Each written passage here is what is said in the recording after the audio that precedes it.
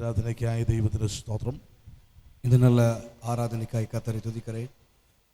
ഈ സഭായോഗത്തിൽ ദൈവത്തെ ആരാധിപ്പാനായി കൂടിയിരിക്കുന്ന എല്ലാവരെയും കർത്താവ് ധാരാളമായി ആശീർവദിക്കുകയും അനുഗ്രഹിക്കുകയും ചെയ്യട്ടെ. இந்த ஆராதனைக்கு கூடி வந்திருக்கிற ஒவ்வொரு தெய்வ பிள்ளைகளையும் கர்த்தர் ஆசீர்வதிப்பாராக. ഈ മനോഹരമാകുന്ന നല്ല നിമിഷങ്ങൾക്കായി സർവശക്തനായ ദൈവത്തിന് സ്തോത്രം ചെയ്യുന്നു. நல்ல அருமையான இந்த வேளைக்காய் சர்வவல்லமையுள்ள தேவனை துதிக்கிறேன். ഇവിടെ ആയിരിക്കുന്ന എല്ലാ ദൈവദാസന്മാരെയും മറ്റ് പ്രിയപ്പെട്ടവരെയും ഓർത്ത് ദൈവത്തിന് നന്ദി കരേറ്റുന്നു. இங்கே இருக்கிற ஆசீர்வதிக்கப்பட்ட தேவனுடைய ஊழியர்கள் மற்ற ஜனங்களுக்காய் கர்த்தரை நன்றியோடு துதிக்கிறேன். ഈ പ്രതിസന്ധിയുടെ ഘട്ടങ്ങളിലും നമുക്ക് ദൈവത്തെ ആരാധിപ്പാൻ ദൈവം തരുന്ന എല്ലാ സാഹചര്യങ്ങൾക്കുമായി സ്തോത്രം. இந்த எதிரான காலங்களிலும் தேவனை ஆராதிக்கும்படிக்கு தேவன் தருகிற எல்லா வாய்ப்புகளுக்காய் கர்த்தரை துதிக்கிறேன். നമ്മുടെ ഏത് സാഹചര്യത്തിലും ദൈവമക്കൾക്ക് ജീവിക്കാൻ കഴിയും എന്ന് എൻ്റെ ദൈവം ഈ ദിവസങ്ങളിൽ തെളിയിച്ചു കൊണ്ടിരിക്കുന്നു ദൈവത്തിൻ്റെ പ്രവർത്തികളാൽ. தேவன் தம்முடைய கிரியைகளினாலே தம்முடைய ஜனங்கள் எந்த சூழ்நிலையிலும் வாழ முடியும் என்பதை நிரூபித்துக் கொண்டிருக்கிறார். இந்த நாட்களிலே ഈ നാളുകളിൽ ദൈവം നമ്മെ പരിപാലിക്കുകയും അനുഗ്രഹിക്കുകയും ചെയ്യട്ടെ. இந்த நாட்களிலே கர்த்தர் நம்மை நடத்துவாராக, ஆசீர்வதிப்பாராக. തുടർന്ന് ഞാൻ ദൈവത്തിൻ്റെ വചനത്തിലേക്ക് പ്രവേശിക്കുവാനായിട്ട് താല്പര്യപ്പെടുന്നു. தொடர்ந்து கர்த்தருடைய வார்த்தைக்கு நேராய் கடந்து செல்ல விரும்புகிறேன். പരിശുദ്ധാത്മാവ് തൻ്റെ വചനത്തിലൂടെ നമ്മോട് സംസാരിക്കുകയും ഇടപെടുകയും ചെയ്യട്ടെ എന്ന് പ്രാർത്ഥിക്കുന്നു. பரிசுத்த ஆவியானவர் தம்முடைய வசனத்தினாலே நம்மோடு பேசுவாராக, இடைப்படுவாராக. യോഹന്നാന്റെ സുവിശേഷം 16-ാം അധ്യായം അതിൻ്റെ 33-ാമത്തെ വാക്യത്തിലേക്കാണ് നിങ്ങളുടെ ശ്രദ്ധ തിരിക്കുവാനായി ഞാൻ താല്പര്യപ്പെടുന്നത്. யோவான் எழுதின சுவிசேஷம் 16-ாம் அதிகாரம் அதனுடைய 33வது வசனத்துக்கு நேராக உங்கள் சிந்தையை திருப்ப விரும்புகிறேன். என்னிடத்தில் உங்களுக்கு சமாதானம் உண்டாயிருக்கும் பொருட்டு இவைகளை உங்களுக்கு சொன்னேன். உலகத்தில் உங்களுக்கு உபத்திரவம் உண்டு, ஆயினும் திடன் கொள்ளுங்கள், நான் உலகத்தை ஜெயித்தேன் என்றார். വളരെ അനുഗ്രഹിക്കപ്പെട്ട ഒരു ആത്മീക വാക്കിലേക്കാണ് നമ്മുടെ ശ്രദ്ധ തിരിക്കുന്നത്. நல்ல ஆசீர்வதிக்கப்பட்ட ஒரு வசனத்துக்கு நேராக நம்முடைய சிந்தையை திருப்புகிறோம். കർത്താവ് യേശു ക്രിസ്തുവിൻ്റെ ശുശ്രൂഷയുടെ അവസാന മണിക്കൂറുകളിലേക്ക് വരുമ്പോൾ, ஆண்டவராக இயேசு கிறிஸ்துவின் ஊழியத்தின் கடைசி மணி நேரங்களுக்கு வரும்போது ശിഷ്യന്മാരോട് ഒത്തിരി കാര്യങ്ങൾ കർത്താവ് ഉപദേശിക്കുന്നത് കാണാം.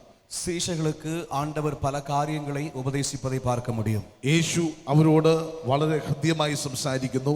இயேசு அவர்களோடு மிக தெளிவாய் பேசுகிறார்.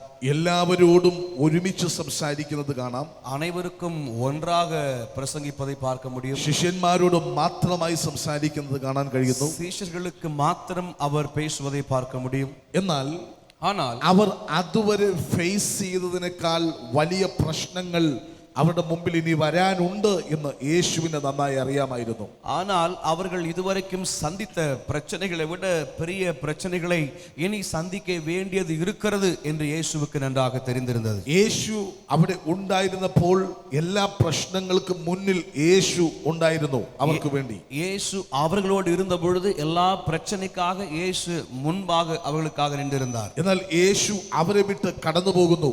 ஆனால் இயேசு அவர்களை விட்டு கடந்து போகிறார். അവർ ആണ് ഇനി ആ പ്രശ്നങ്ങളെ നേരിട്ട് ഫേസ് ചെയ്യേണ്ടത്. ஆகவே அவர்கள்தான் இனி அந்த பிரச்சனையை நேரிட்டு சந்திக்க வேண்டும். അപ്പോൾ അവർക്കതിനെ എങ്ങനെ ഹാൻഡിൽ ചെയ്യാൻ പറ്റുമെന്ന് കർത്താവിന് നന്നായി അറിയാമായിരുന്നു. ஆக அவர்கள் அந்த பிரச்சனையை எப்படி சமாளிப்பார்கள் என்பதை ஆண்டவர் நன்றாக அறிந்திருந்தார். അവരെ ഒന്നുകൂടെ ഒന്ന് എക്വിപ്പ് ചെയ്യാൻ വേണ്ടിയാണ് കർത്താവ് ഒത്തിരി കാര്യങ്ങൾ അവിടെ സംസാരിക്കുന്നത്. அவர்களை இன்னும் கூட அதற்கென்று ஆயத்தப்படுத்தும்படிக்காகத்தான் ஆண்டவர் பல காரியங்களை பேசுகிறார். വാസ്തവത്തിൽ യേശു കർത്താവ് ഉയർത്തെഴുന്നേറ്റ് കടന്നുപോയതിനു ശേഷമാണ് ശിഷ്യന്മാർ വലിയ പ്രശ്നങ്ങൾ അഭിമുഖീകരിക്കാൻ തുടങ്ങിയത്. மெய்யாகவே இயேசு கிறிஸ்து மரித்து உயிரோடு எழுந்து போனதற்கு பின்பாகத்தான் சீஷர்கள் தங்கள் வாழ்க்கையில பலவிதமான பிரச்சனைகளை சந்திக்கிறார்கள். ആ സമയത്ത് അവർ തളർന്നു പോകാനുള്ള സാധ്യതയുണ്ട്. அந்த நேரங்களில் அவர்கள் சோர்ந்து போவதற்கான வாய்ப்புகள் இருக்கிறது. അതുകൊണ്ട് കർത്താവ് അവരോട് പറയുന്നു, ஆகவே இயேசு அவர்களை பார்த்து சொல்கிறார், ലോകത്തിൽ കഷ്ടം ഉണ്ട്, உலகத்தில் உபத்திரவம் உண்டு, എങ്കിലും ധൈര്യപ്പെടുവിൻ, ஆனாலும் திடன் கொள்ளுங்கள், ഞാൻ ലോകത്തെ ജയിച്ചിരിക്കുന്നു. நான் உலகத்தை ஜெயித்திருக்கிறேன். ആമേൻ. ஆமென். ബൈബിളിനകത്ത് വായിക്കുന്നു ലോകത്തിൽ കഷ്ടങ്ങളുണ്ട്. வேதத்தில் வாசிக்கிறோம் உலகத்தில் உபத்திரவங்கள் உண்டு, പക്ഷെ എങ്കിലും നിങ്ങൾ ധൈര്യപ്പെടുക, ஆனாலும் நீங்கள் திடன் கொள்ளுங்கள். ഇന്ന് 3 തരത്തിൽ ചിന്തിക്കുന്ന വിശ്വാസികളുണ്ട്. இன்றைக்கு 3 வகையாய் யோசிக்கிறதான விசுவாசிகள் இருக்கிறார்கள். അതിൽ ഒരെണ്ണമാണ് ശരി. அதில் ஒன்றுதான் சரியானது. ഒന്ന് കഷ്ടത ഇല്ല എന്ന് വിശ്വസിക്കുകയും പഠിപ്പിക്കുകയും ചെയ്യുന്നവർ. ஒரு கூட்டம் கஷ்டங்கள் இல்லை இல்லை என்று கற்றுக் கொடுக்கவும் விசுவாசிக்கவும் செய்கிறார்கள். அவர் പറയുന്നത്, அவர்கள் சொல்வது, നമ്മൾ ദൈവമക്കളാണ്, நாம் தேவனுடைய பிள்ளைகளாக இருக்கிறோம், നമുക്ക് കഷ്ടം വരാൻ പാടില്ല, நமக்கு கஷ்டங்கள் வரக்கூடாது, കഷ്ടം വന്നാൽ கஷ்டங்கள் வந்தால் നമ്മൾ ദൈവമക്കളല്ല, நாம் தேவ பிள்ளைகள் அல்ல, മരിച്ചാൽ കരയരുത്, மரித்தால் அழக்கூடாது, വിശപ്പുണ്ടാകരുത്, பசி வரக்கூடாது, കഷ്ടതയുണ്ടാകരുത്, கஷ்டங்கள் வரக்கூடாது, ആരോടും കടം ചോദിക്കാൻ പാടില്ല, யாரிடத்திலும் கடன் வாங்கக்கூடாது, രോഗമുണ്ടാകാൻ പാടില്ല, வியாதி வரவே கூடாது, വണ്ടി ആക്സിഡന്റ് ആകരുത്, வாகனங்கள் விபத்துக்குள்ள சிக்கக்கூடாது. ഒത്തിരി കാര്യങ്ങൾ അവർ പഠിപ്പിക്കുന്നുണ്ട്. அப்படி பல காரியங்கள் அவர்கள் சொல்லுகிறார்கள். ദൈവമക്കൾക്ക് കഷ്ടത പാടില്ല, தேவ பிள்ளைகளுக்கு கஷ்டங்களே வரக்கூடாது. രണ്ടാമതൊരു കൂട്ടരുണ്ട്, இரண்டாவது ஒரு குரூப் இருக்கிறாங்க. ദൈവമക്കൾക്ക് தேவ பிள்ளைகளுக்கு കഷ്ടത മാത്രമേ ഉണ്ടാകൂ, கஷ்டங்கள் மட்டும்தான் இருக்கும், എന്നും പട്ടിണി, எப்பவும் பட்டினி தான், എന്നും കടം ചോദിക്കണം, எப்பவும் கடன் தான் வாங்கணும், എല്ലാ പരീക്ഷയ്ക്കും ഫെയില്, எல்லா பரீட்சையிலையும் தோத்து போகணும். പക്ഷെ അതിനകത്തിരുന്ന് സ്തോത്രം പറയുന്ന ആൾക്കാരുണ്ട്. ஆனா அதுக்குள்ள உட்கார்ந்து ஸ்தோத்திரம் சொல்ற ஆட்கள் இருக்கிறாங்க. അത് രണ്ടാം കൂട്ടർ. அது இரண்டாவது கூட்டம். എന്നാൽ മൂന്നാമതൊരു കൂട്ടരുണ്ട്. ஆனால் மூன்றாவது ஒரு கூட்டம் உண்டு. ബൈബിൾ പഠിപ്പിക്കുന്ന യഥാർത്ഥ വിശ്വാസി, வேதம் சொல்லுகிற உண்மையான விசுவாசிகள். അവർക്ക് കഷ്ടമില്ലെന്നല്ല, அவர்களுக்கு கஷ்டங்கள் இல்லை என்றல்ல, എന്നാൽ സകല കഷ്ടത്തിനകത്തും അവനെ വിടിവിക്കുന്ന ഒരു ദൈവമുണ്ട് എന്ന് விசுவாசிக்கிறவர். சகல உபத்திரவங்களுக்குள்ளாக அவர்களை விடுவிக்கிற தேவன் இருக்கிறார் என்று விசுவாசிக்கிறார்கள். രോഗം ഇല്ലെന്നല്ല, வியாதி இல்லை என்றல்ல, രോഗത്തെ ജയിച്ച ഒരു സൗഖ്യദായകൻ കൂടെയുണ്ട്. வியாதியை ஜெயித்த சுகமாக்குகிற கர்த்தர் கூட இருக்கிறார். മരണം ഇല്ലെന്നല്ല, மரணம் இல்லை என்றல்ல, മരണത്തെ ജയിച്ച ഒരു യേശു കൂടെയുണ്ട് എന്ന വിശ്വാസം. மரணத்தை ஜெயித்த ஒரு இயேசு உடன் இருக்கிறார் என்கிற விசுவாசம் உண்டு. സീറോയായ സ്ഥാനത്തു നിന്ന് பூஜ்யமான இடத்திலிருந்து ഉന്നതികളിലേക്ക് വളർത്തുന്ന ഒരു ദൈവമുണ്ട്. மேல் உன்னதமான நிலைகளுக்கு வளர பண்ணுகிற தேவன் உண்டு. ആ ചിന്തയുള്ള ദൈവമക്കൾക്കായി ഞാൻ ദൈവത്തിന് സ്തോത്രം ചെയ്യുന്നു. அந்த எண்ணங்களுடைய தேவ பிள்ளைகளுக்காய் நான் கர்த்தரை துதிக்கிறேன். ഒരു കോയിന്റെ ഇരുവശം എന്ന വണ്ണമാണ് കഷ്ടതയും അനുഗ്രഹവും. ஒரு நாணயத்தின் இரண்டு பக்கங்களை போலதான் உபத்திரவங்களும் ஆசீர்வாதங்களும். ഇന്ന് പകൽ ഞാൻ പറയുന്നു, இந்த பகலில் நான் சொல்லுகிறேன், വിശ്വാസ ജീവിതത്തിലേക്ക് ഇറങ്ങി പുറപ്പെട്ട അന്ന് തുടങ്ങി என்றைக்கு ஆண்டவரை ஏற்றுக்கொண்டு ரட்சிக்கப்பட்ட அந்த நாள் முதல் പ്രാണൻ വിട്ട നിത്യതയിൽ പ്രവേശിക്കുന്നത് വരെ, நம்முடைய ஜீவனை விட்டு பரலோகத்துக்கு போகிற நாள் வரையிலும் ഒരുവന്റെ ജീവിതത്തിൽ കഷ്ടമുണ്ട്. ஒரு நபருடைய வாழ்க்கையில உபத்திரவங்கள் உண்டு. എന്നാൽ കഷ്ടതയ്ക്കകത്ത് ഞാൻ തളർന്നു പോകാത്തതിന്റെ കാരണം, ஆனால் அந்த உபத்திரவங்கள் மத்தியில் நான் சோர்ந்து போகாததற்கு காரணம் നമ്മുടെ കർത്താവ് നമ്മോട് പറഞ്ഞ വാക്കാണ്. நம்முடைய ஆண்டவர் நம்மோடு சொன்ன வார்த்தை தான். ലോകത്തിൽ കഷ്ടമുണ്ട്, உலகத்தில் உபத்திரவம் உண்டு, എങ്കിലും ധൈര്യപ്പെടുക, ஆனாலும் திடன் கொள்ளுங்கள், ഞാൻ ലോകത്തെ ജയിച്ചിരിക്കുന്നു. நான் உலகத்தை ஜெயித்தேன். ഹല്ലേലൂയ, அல்லேலூயா, ഹല്ലേലൂയ. அல்லேலூயா. പ്രതിസന്ധികൾ ആവർത്തിച്ച് കടന്നു വരുമ്പോൾ, எதிர்ப்புகள் அணியணியாய் வரும்பொழுது നമുക്ക് ഉറച്ചു വിശ്വസിക്കാൻ കഴിയണം, நாம் உறுதியாய் ஒரு காரியத்தை விசுவாசிக்க வேண்டும். ദൈവം നമ്മോടൊപ്പമുണ്ട്. தேவன் நம்மோடு கூட இருக்கிறார். ശ്രദ്ധിക്കണേ, கவனிங்க, കഷ്ടത പലരുടെയും ജീവിതത്തിൽ പല തരത്തിലാണ് വിടുതൽ ചെയ്യുന്നത്. உபத்திரவங்கள் பலருக்கும் அவருடைய வாழ்க்கையில பல வகையான விடுதலையை கொடுக்கிறது. എന്റെ ജീവിതത്തിലെ കഷ്ടത എന്നെ ലീഡ് ചെയ്തത് പോലല്ല ഈ അനുഗ്രഹിക്കപ്പെട്ട ദൈവദാസന്റെ ജീവിതത്തിൽ ഒരു കഷ്ടത വന്നാൽ അദ്ദേഹത്തെ നയിക്കുന്നത്. என்னுடைய வாழ்க்கையில் வருகிற ஒரு உபத்திரவம் பாடுகள் எனக்கு வருகிறதை போல அல்லது நடத்துகிறதை போல அல்ல, தேவ ஊழியருக்கு வருகிறதான உபத்திரவங்களும் பாடுகளும். അതുപോലെ മറ്റ് ദൈവദാസന്മാരുടെ ജീവിതത്തിൽ அதே போல மற்ற தேவ ஊழியர்களுக்கும் அப்படித்தான். ഓരോരുത്തരും വ്യത്യസ്ത തലത്തിലാണ് കഷ്ടതയിലൂടെ വിടുതൽ പ്രാപിക്കുന്നത്. ஒவ்வொருவரும் வித்தியாசமான நிலைகளில் தான் உபத்திரவத்தோடு கூட விடுதலையை பெறுகிறார்கள். ദാവീദ് പറയുന്നു, தாவீது சொல்கிறார், ഞാൻ കഷ്ടത്തിൽ ആയത് എനിക്ക് ഗുണമായി. தாவீது சொன்னான், உபத்திரவப்பட்டது நல்லது என்று தாவீது சொல்கிறார். നിന്റെ ചട്ടങ്ങളെ പഠിക്കാൻ ഇടവന്നു, உம்முடைய பிரமாணங்களை அதனால் கற்றுக்கொண்டேன் என்று சொல்கிறார். അവന്റെ ജീവിതത്തിൽ കഷ്ടത വന്നത് அவருடைய வாழ்க்கையில வந்த உபத்திரவங்கள் ദൈവ ദൈവവചനത്തെ തിരിച്ചറിയാൻ അവന് കഴിഞ്ഞു. தேவ வசனத்தை விளங்கிக் கொள்வதற்கு அவனுக்கு ஏதுவானது. Praise the Lord. ஹalleluya. ഇവിടെ ഇരിക്കുന്ന നിങ്ങൾ എല്ലാവരും இங்க இருக்கிற நீங்க எல்லாரும் വെറുതെ ഇതുവഴി പോയപ്പോൾ சும்மா அந்த வழியா போன போது ഒരു ബോർഡ് കണ്ട് വന്നവരല്ല. ஒரு போர்டை பார்த்துட்டு வந்த ஆட்கள் கிடையாது. ആമേൻ. ஆமென். അങ്ങനെ വന്നവരാണെങ്കിൽ அப்படி நீங்க வந்தீங்கன்னா അടുത്തൊരു ബോർഡ് കണ്ടാൽ അതിന് പുറകെ പോകും. இன்னொரு போர்டை பார்த்தா அதுக்கு பின்னாடி போயிடுவீங்க. പക്ഷെ നിങ്ങൾ ഇവിടെ വരാൻ കാരണം ஆனால் நீங்கள் இங்க வருவதற்கு காரணம் വ്യാപരിക്കുന്ന ഒരു ദൈവ സാന്നിധ്യമുണ്ടെന്ന് അനുഭവിച്ചു. இந்த ஆலயத்திற்குள்ளாக கிரியை செய்கிற ஒரு தேவ பிரசனம் உண்டென்று ചില പ്രതിസന്ധികളുടെ നടുവിലൂടെ കടന്നുപോയപ്പോൾ சில உபத்திரவங்கள் வழியாய் கடந்து போன போது ദൈവത്തെയും ദൈവവചനത്തെയും നിങ്ങൾക്ക് അറിയാനും അനുഭവിക്കാനും കഴിഞ്ഞു. தேவனையும் தேவனுடைய வசனத்தையும் நீங்கள் அறிந்து கொள்வதற்கு ஏதுவானது. ഒരിക്കൽ പത്രോസ് വല വീശിക്കൊണ്ടിരിക്കുമ്പോൾ ஒருமுறை பேதுரு வலை வீசி கொண்டிருக்கும் போது അവന്റെ മനസ്സിലെ ചിന്ത அவனுடைய இருதயத்தின் நினைவுகள் ഒരു വലിയ മീൻകൂട്ടം എനിക്ക് ലഭ്യമാകും. ஒரு பெரிய மீன் கூட்டம் எனக்கு கிடைக்க போகிறது. അവൻ ആദ്യം പരിശ്രമിച്ചു. அவன் முதலாவது முயற்சி செய்கிறார். 2-3 മണിക്കൂറുകൾ പരിശ്രമിച്ചു. 2-3 மணி நேரங்கள் முயற்சித்தான். ആ വല വലിച്ചു കയറ്റി. அந்த வலையை இழுத்து கொண்டான். ഒന്നും കിട്ടിയില്ല. ஆனால் ஒன்றும் கிடைக்கவில்லை. രണ്ടാമത് പരിശ്രമിച്ചു. இரண்டாவது முயற்சி செய்கிறார். ഒരു രാത്രിയിലെ മുഴുവൻ മണിക്കൂറുകളും ஒரு இரவு முழுவதும் அவன் முயற்சிக்கிறார். 3-4 തവണ അവർ പരിശ്രമിച്ചു നോക്കി. 3-4 முறைகள் முயற்சி செய்து பார்க்கிறார். ഓരോ തവണ പരിശ്രമിച്ചപ്പോഴും ஒவ்வொரு முறையும் முயற்சி செய்யும் போது അവൻ പരാജയപ്പെട്ടു. அவன் ஏமாந்து போனான். നേരം വെളുത്തു. விடியற் காலையானது. ഇനി പരിശ്രമിക്കാൻ അവസരമില്ല. இனி முயற்சி செய்வதற்கு நேரமில்லை. മീൻ പിടിക്കാൻ പോകുന്നവരോട് ചോദിച്ചാൽ மீன் பிடிக்கிற போகிற ஜனங்களை பார்த்து கேட்டால் രാത്രിയാണ് പോകാറ്. அவர்கள் இரவு நேரங்களில் தான் போவதுண்டு. കാരണം അപ്പോൾ മാത്രമേ മീൻ കിട്ടുകയുള്ളൂ. காரணம் அப்பொழுதுதான் மீன்கள் கிடைப்பதுண்டு. ലഭ്യമായ സാഹചര്യങ്ങൾ മുഴുവനും അധ്വാനിച്ചു. പക്ഷേ മീനൊന്നും ലഭ്യമായില്ല. தனக்கு மீன் கிடைக்கிற நேரத்திலெல்லாம் பிரயாசப்பட்டான். ஆனால் மீன்கள் கிடைக்கவில்லை. ജോലിക്ക് വേണ്ടി അപ്ലൈ ചെയ്യേണ്ട കാലം, வேலைக்காக அப்ளை செய்கிற நாட்கள், അത് മുഴുവനും പലതും ചെയ്തു പരിശ്രമിച്ചു, കിട്ടിയില്ല. அந்த நாட்கள் முழுவதும் பல முயற்சிகள் செய்தும் கிடைக்கவில்லை. വിവാഹ വിഷയങ്ങൾക്കായി പരിശ്രമിക്കേണ്ട സമയം, திருமண காரியங்களுக்காய் வரன் பார்க்கிற நேரங்களில் പരിശ്രമിച്ചു, കിട്ടിയില്ല. முயற்சி செய்தும் கிடைக்கவில்லை. ശുശ്രൂഷയിൽ വളരുവാനായി പരിശ്രമിക്കേണ്ട കാലം, ஊழியத்தில் வளர்வதற்கு முயற்சி செய்ய வேண்டிய நாட்கள், പരിശ്രമിച്ചു, ലഭ്യമായില്ല. முயற்சி செய்தும் ஒன்றும் கிடைக்கவில்லை. അധ്വാനിക്കേണ്ട സമയം മുഴുവനും അധ്വാനിച്ചു. உழைக்க வேண்டிய நேரம் முழுவதும் பிரயாசப்பட்டான். നേരം വെളുത്തു. ஆனால் விடியற் காலையானது. സമയം തീർന്നു. நேரம் முடிந்தது. Time out. நேரம் முடிந்தது.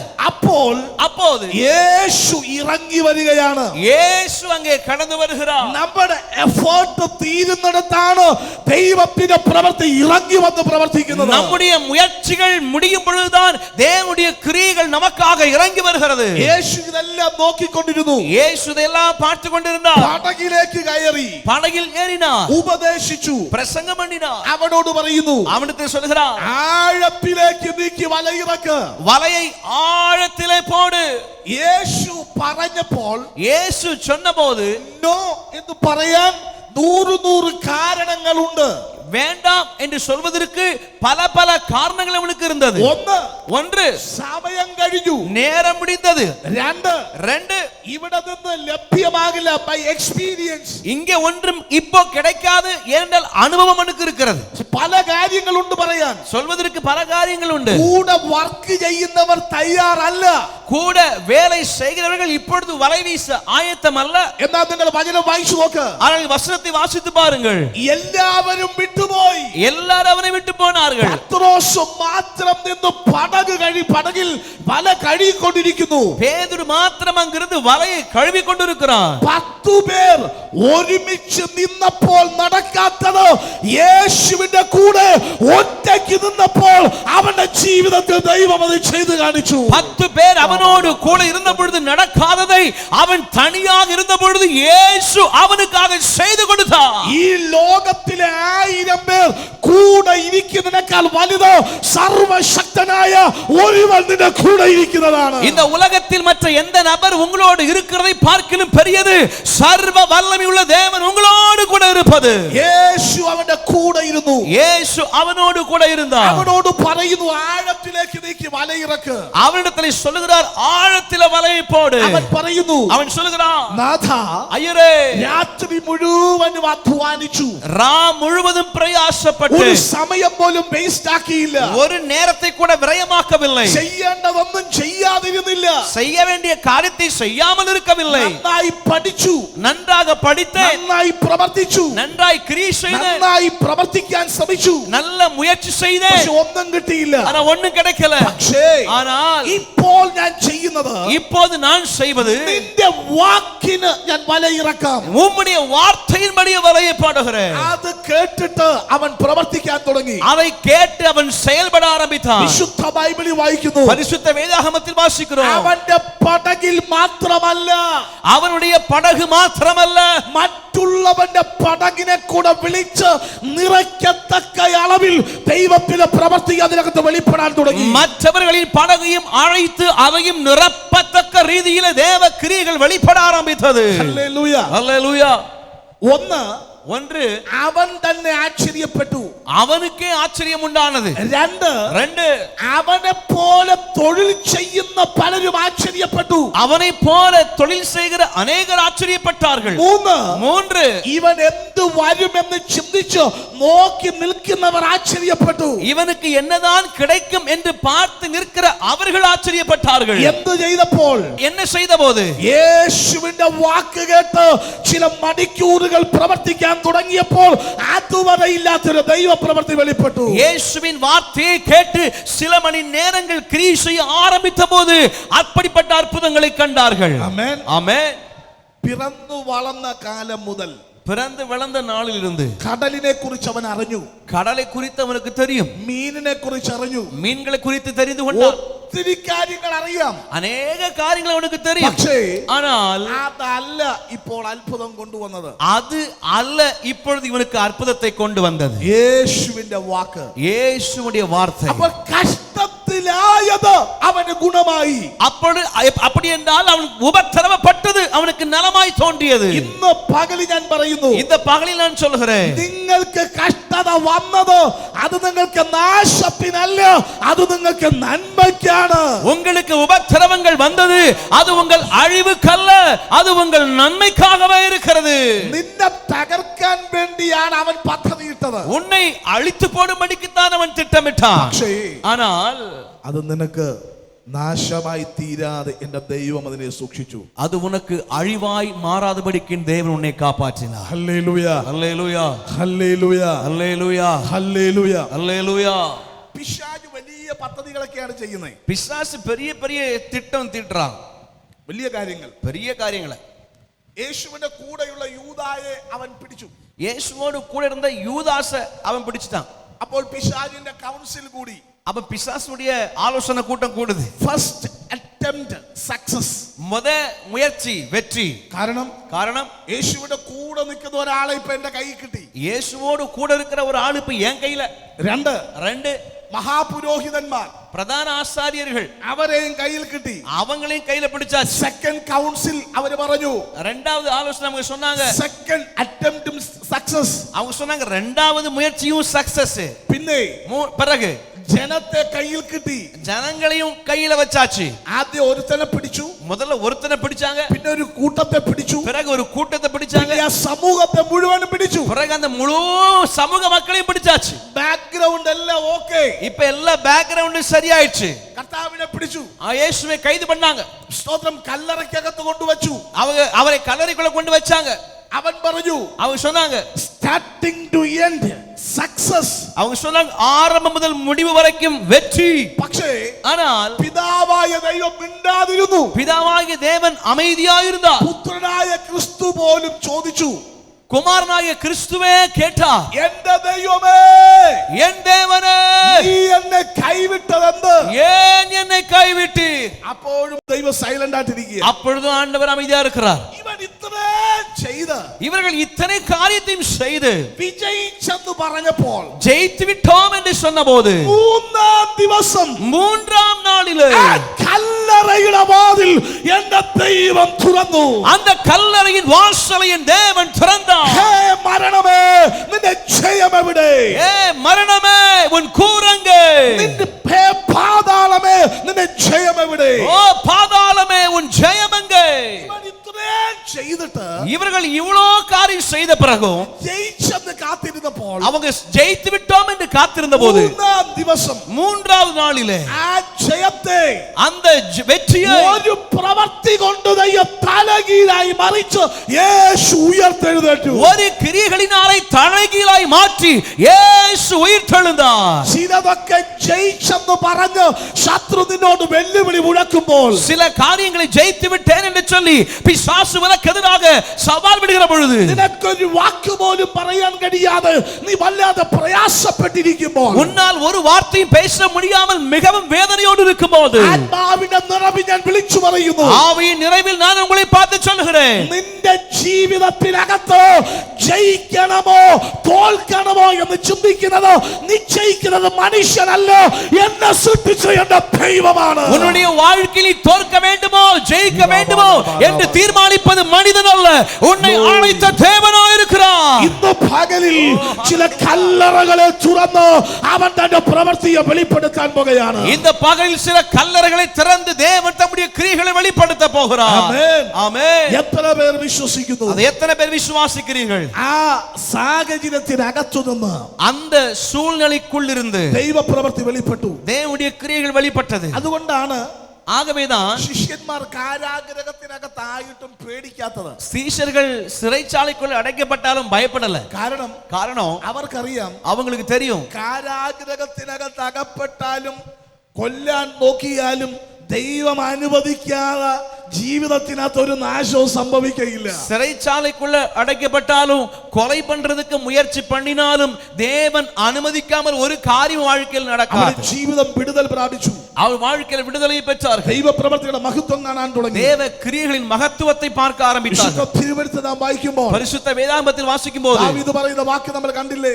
தாவீது சொல்ற வார்த்தை நம்ம கேட்டிருக்கிறோம் அல்லவா? കഷ്ടത്തിലായത് എനിക്ക് ഗുണമായി, நான் உபத்திரவப்பட்டது நல்லது, നിന്റെ ചട്ടങ്ങളെ പഠിക്കാൻ உம்முடைய பிரமாணங்களை கற்றுக்கொள்ளும்படி എനിക്ക് ഇട വന്നു.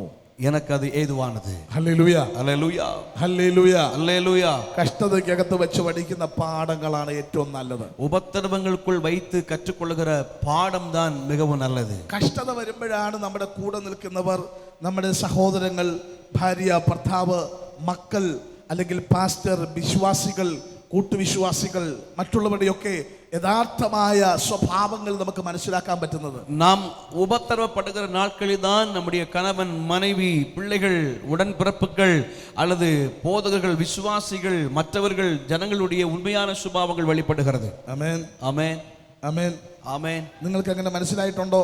உங்களுக்கு அது புரிஞ்சிருக்கிறதா? എന്നാൽ ஆனால் മാറാത്ത ഒരാളുണ്ടെങ്കിൽ അത് നമ്മുടെ കർത്താവ് മാത്രമേ ഉള്ളൂ. மாறாத ஒருவர் உண்டானால் அது நம்முடைய ஆண்டவராக இயேசு மாத்திரமே. മാറാത്തവൻ ആരാ?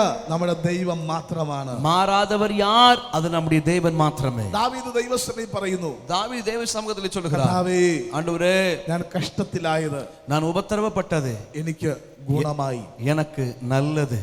നമുക്ക് ഇയ്യോബിനോട് ചോദിക്കാം, நாம் யோபுவை பார்த்து கேட்கலாம், നിനക്ക് കഷ്ടത എങ്ങനെയായിരുന്നു?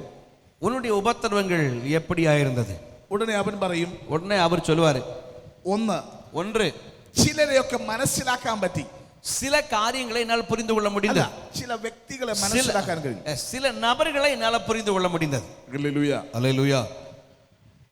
വലിയ കാറ്, பெரிய காரு, ഹെലികോപ്റ്ററിലെ യാത്ര, ஹெலிகாப்டர்ல பயணம், വലിയ വലിയ ക്ലബ്ബുകളിലെ മെമ്പർഷിപ്പ്, பெரிய பெரிய கிளப்ல உறுப்பினர், ഒരുമിച്ച് പോകുമ്പോൾ சேர்ந்து போகும்போது ഇയ്യോബിന്റെ ഭാര്യ, யோபுடைய மனைவி എല്ലാവരോടും പറയും, எல்லாரும் சொல்லுவாங்க, ഈ ബിൽഡിങ്ങിന്റെ ഓണർ എന്റെ ഹസ്ബൻഡാണ്, இந்த பில்டிங் உடைய ஓனர் என் கணவர் தான், ഈ ബിസിനസ് ഞങ്ങളുടേതാണ്, இந்த பிசினஸ் எங்க உள்ளதுதான், ആ സ്റ്റാറായി നിൽക്കുന്നയാൾ എന്റെ ഹസ്ബൻഡാണ്. அங்க ஸ்டாரா இருக்கிற ஆள் தான் என்னுடைய கணவர்.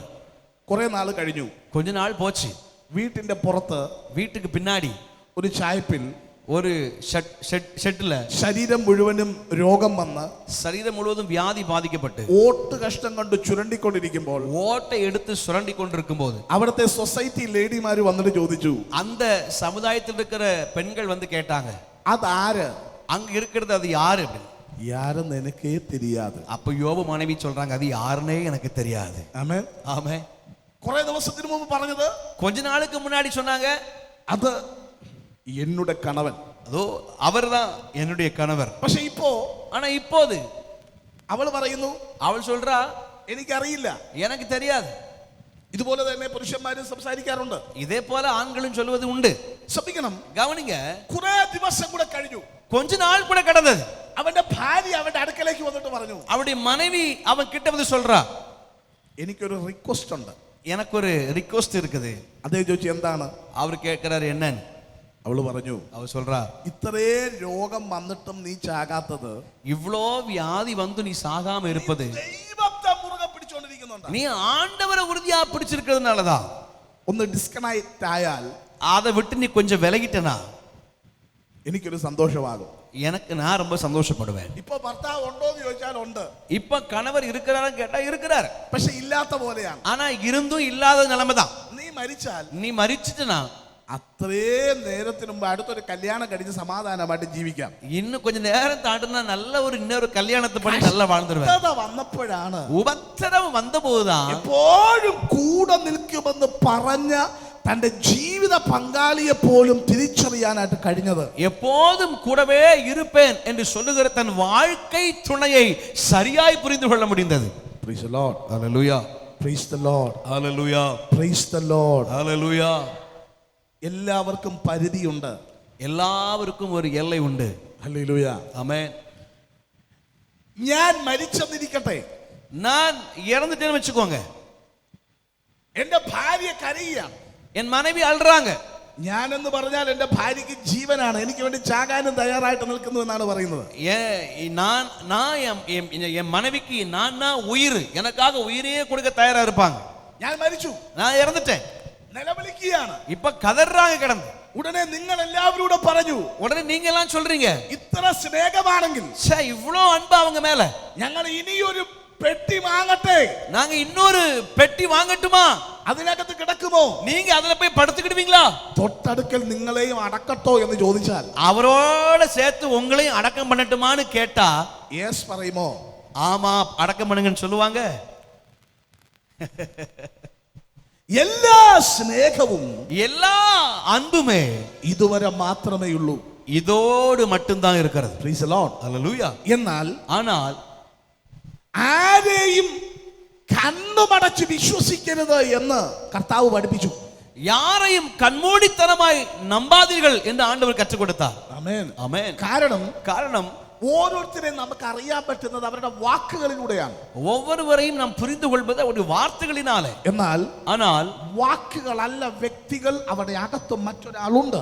வார்த்தைகள் அல்ல நபர்கள், அவர்களுக்குள் ஒரு நபர் இருக்கிறார். നിങ്ങളൊരു വിസ വാങ്ങാനായി ഒരു ട്രാവൽസിൽ ചെന്നാൽ അവർ സംസാരിക്കുന്ന കേട്ടാൽ നിങ്ങൾക്ക് തോന്നുന്നു നിങ്ങൾ നെക്സ്റ്റ് വീക്കിൽ അമേരിക്കയിൽ ഇരിക്കുമെന്ന്. நீங்க ஒரு விசா வாங்க அந்த ஆபீஸுக்கு போனீங்க அப்படின்னா அவங்க பேசுற பேச்சை கேட்டீங்கன்னா நீங்க நினைப்பீங்க அடுத்த வாரமே நான் அமெரிக்கா போயிருவேன் அப்படின்னு.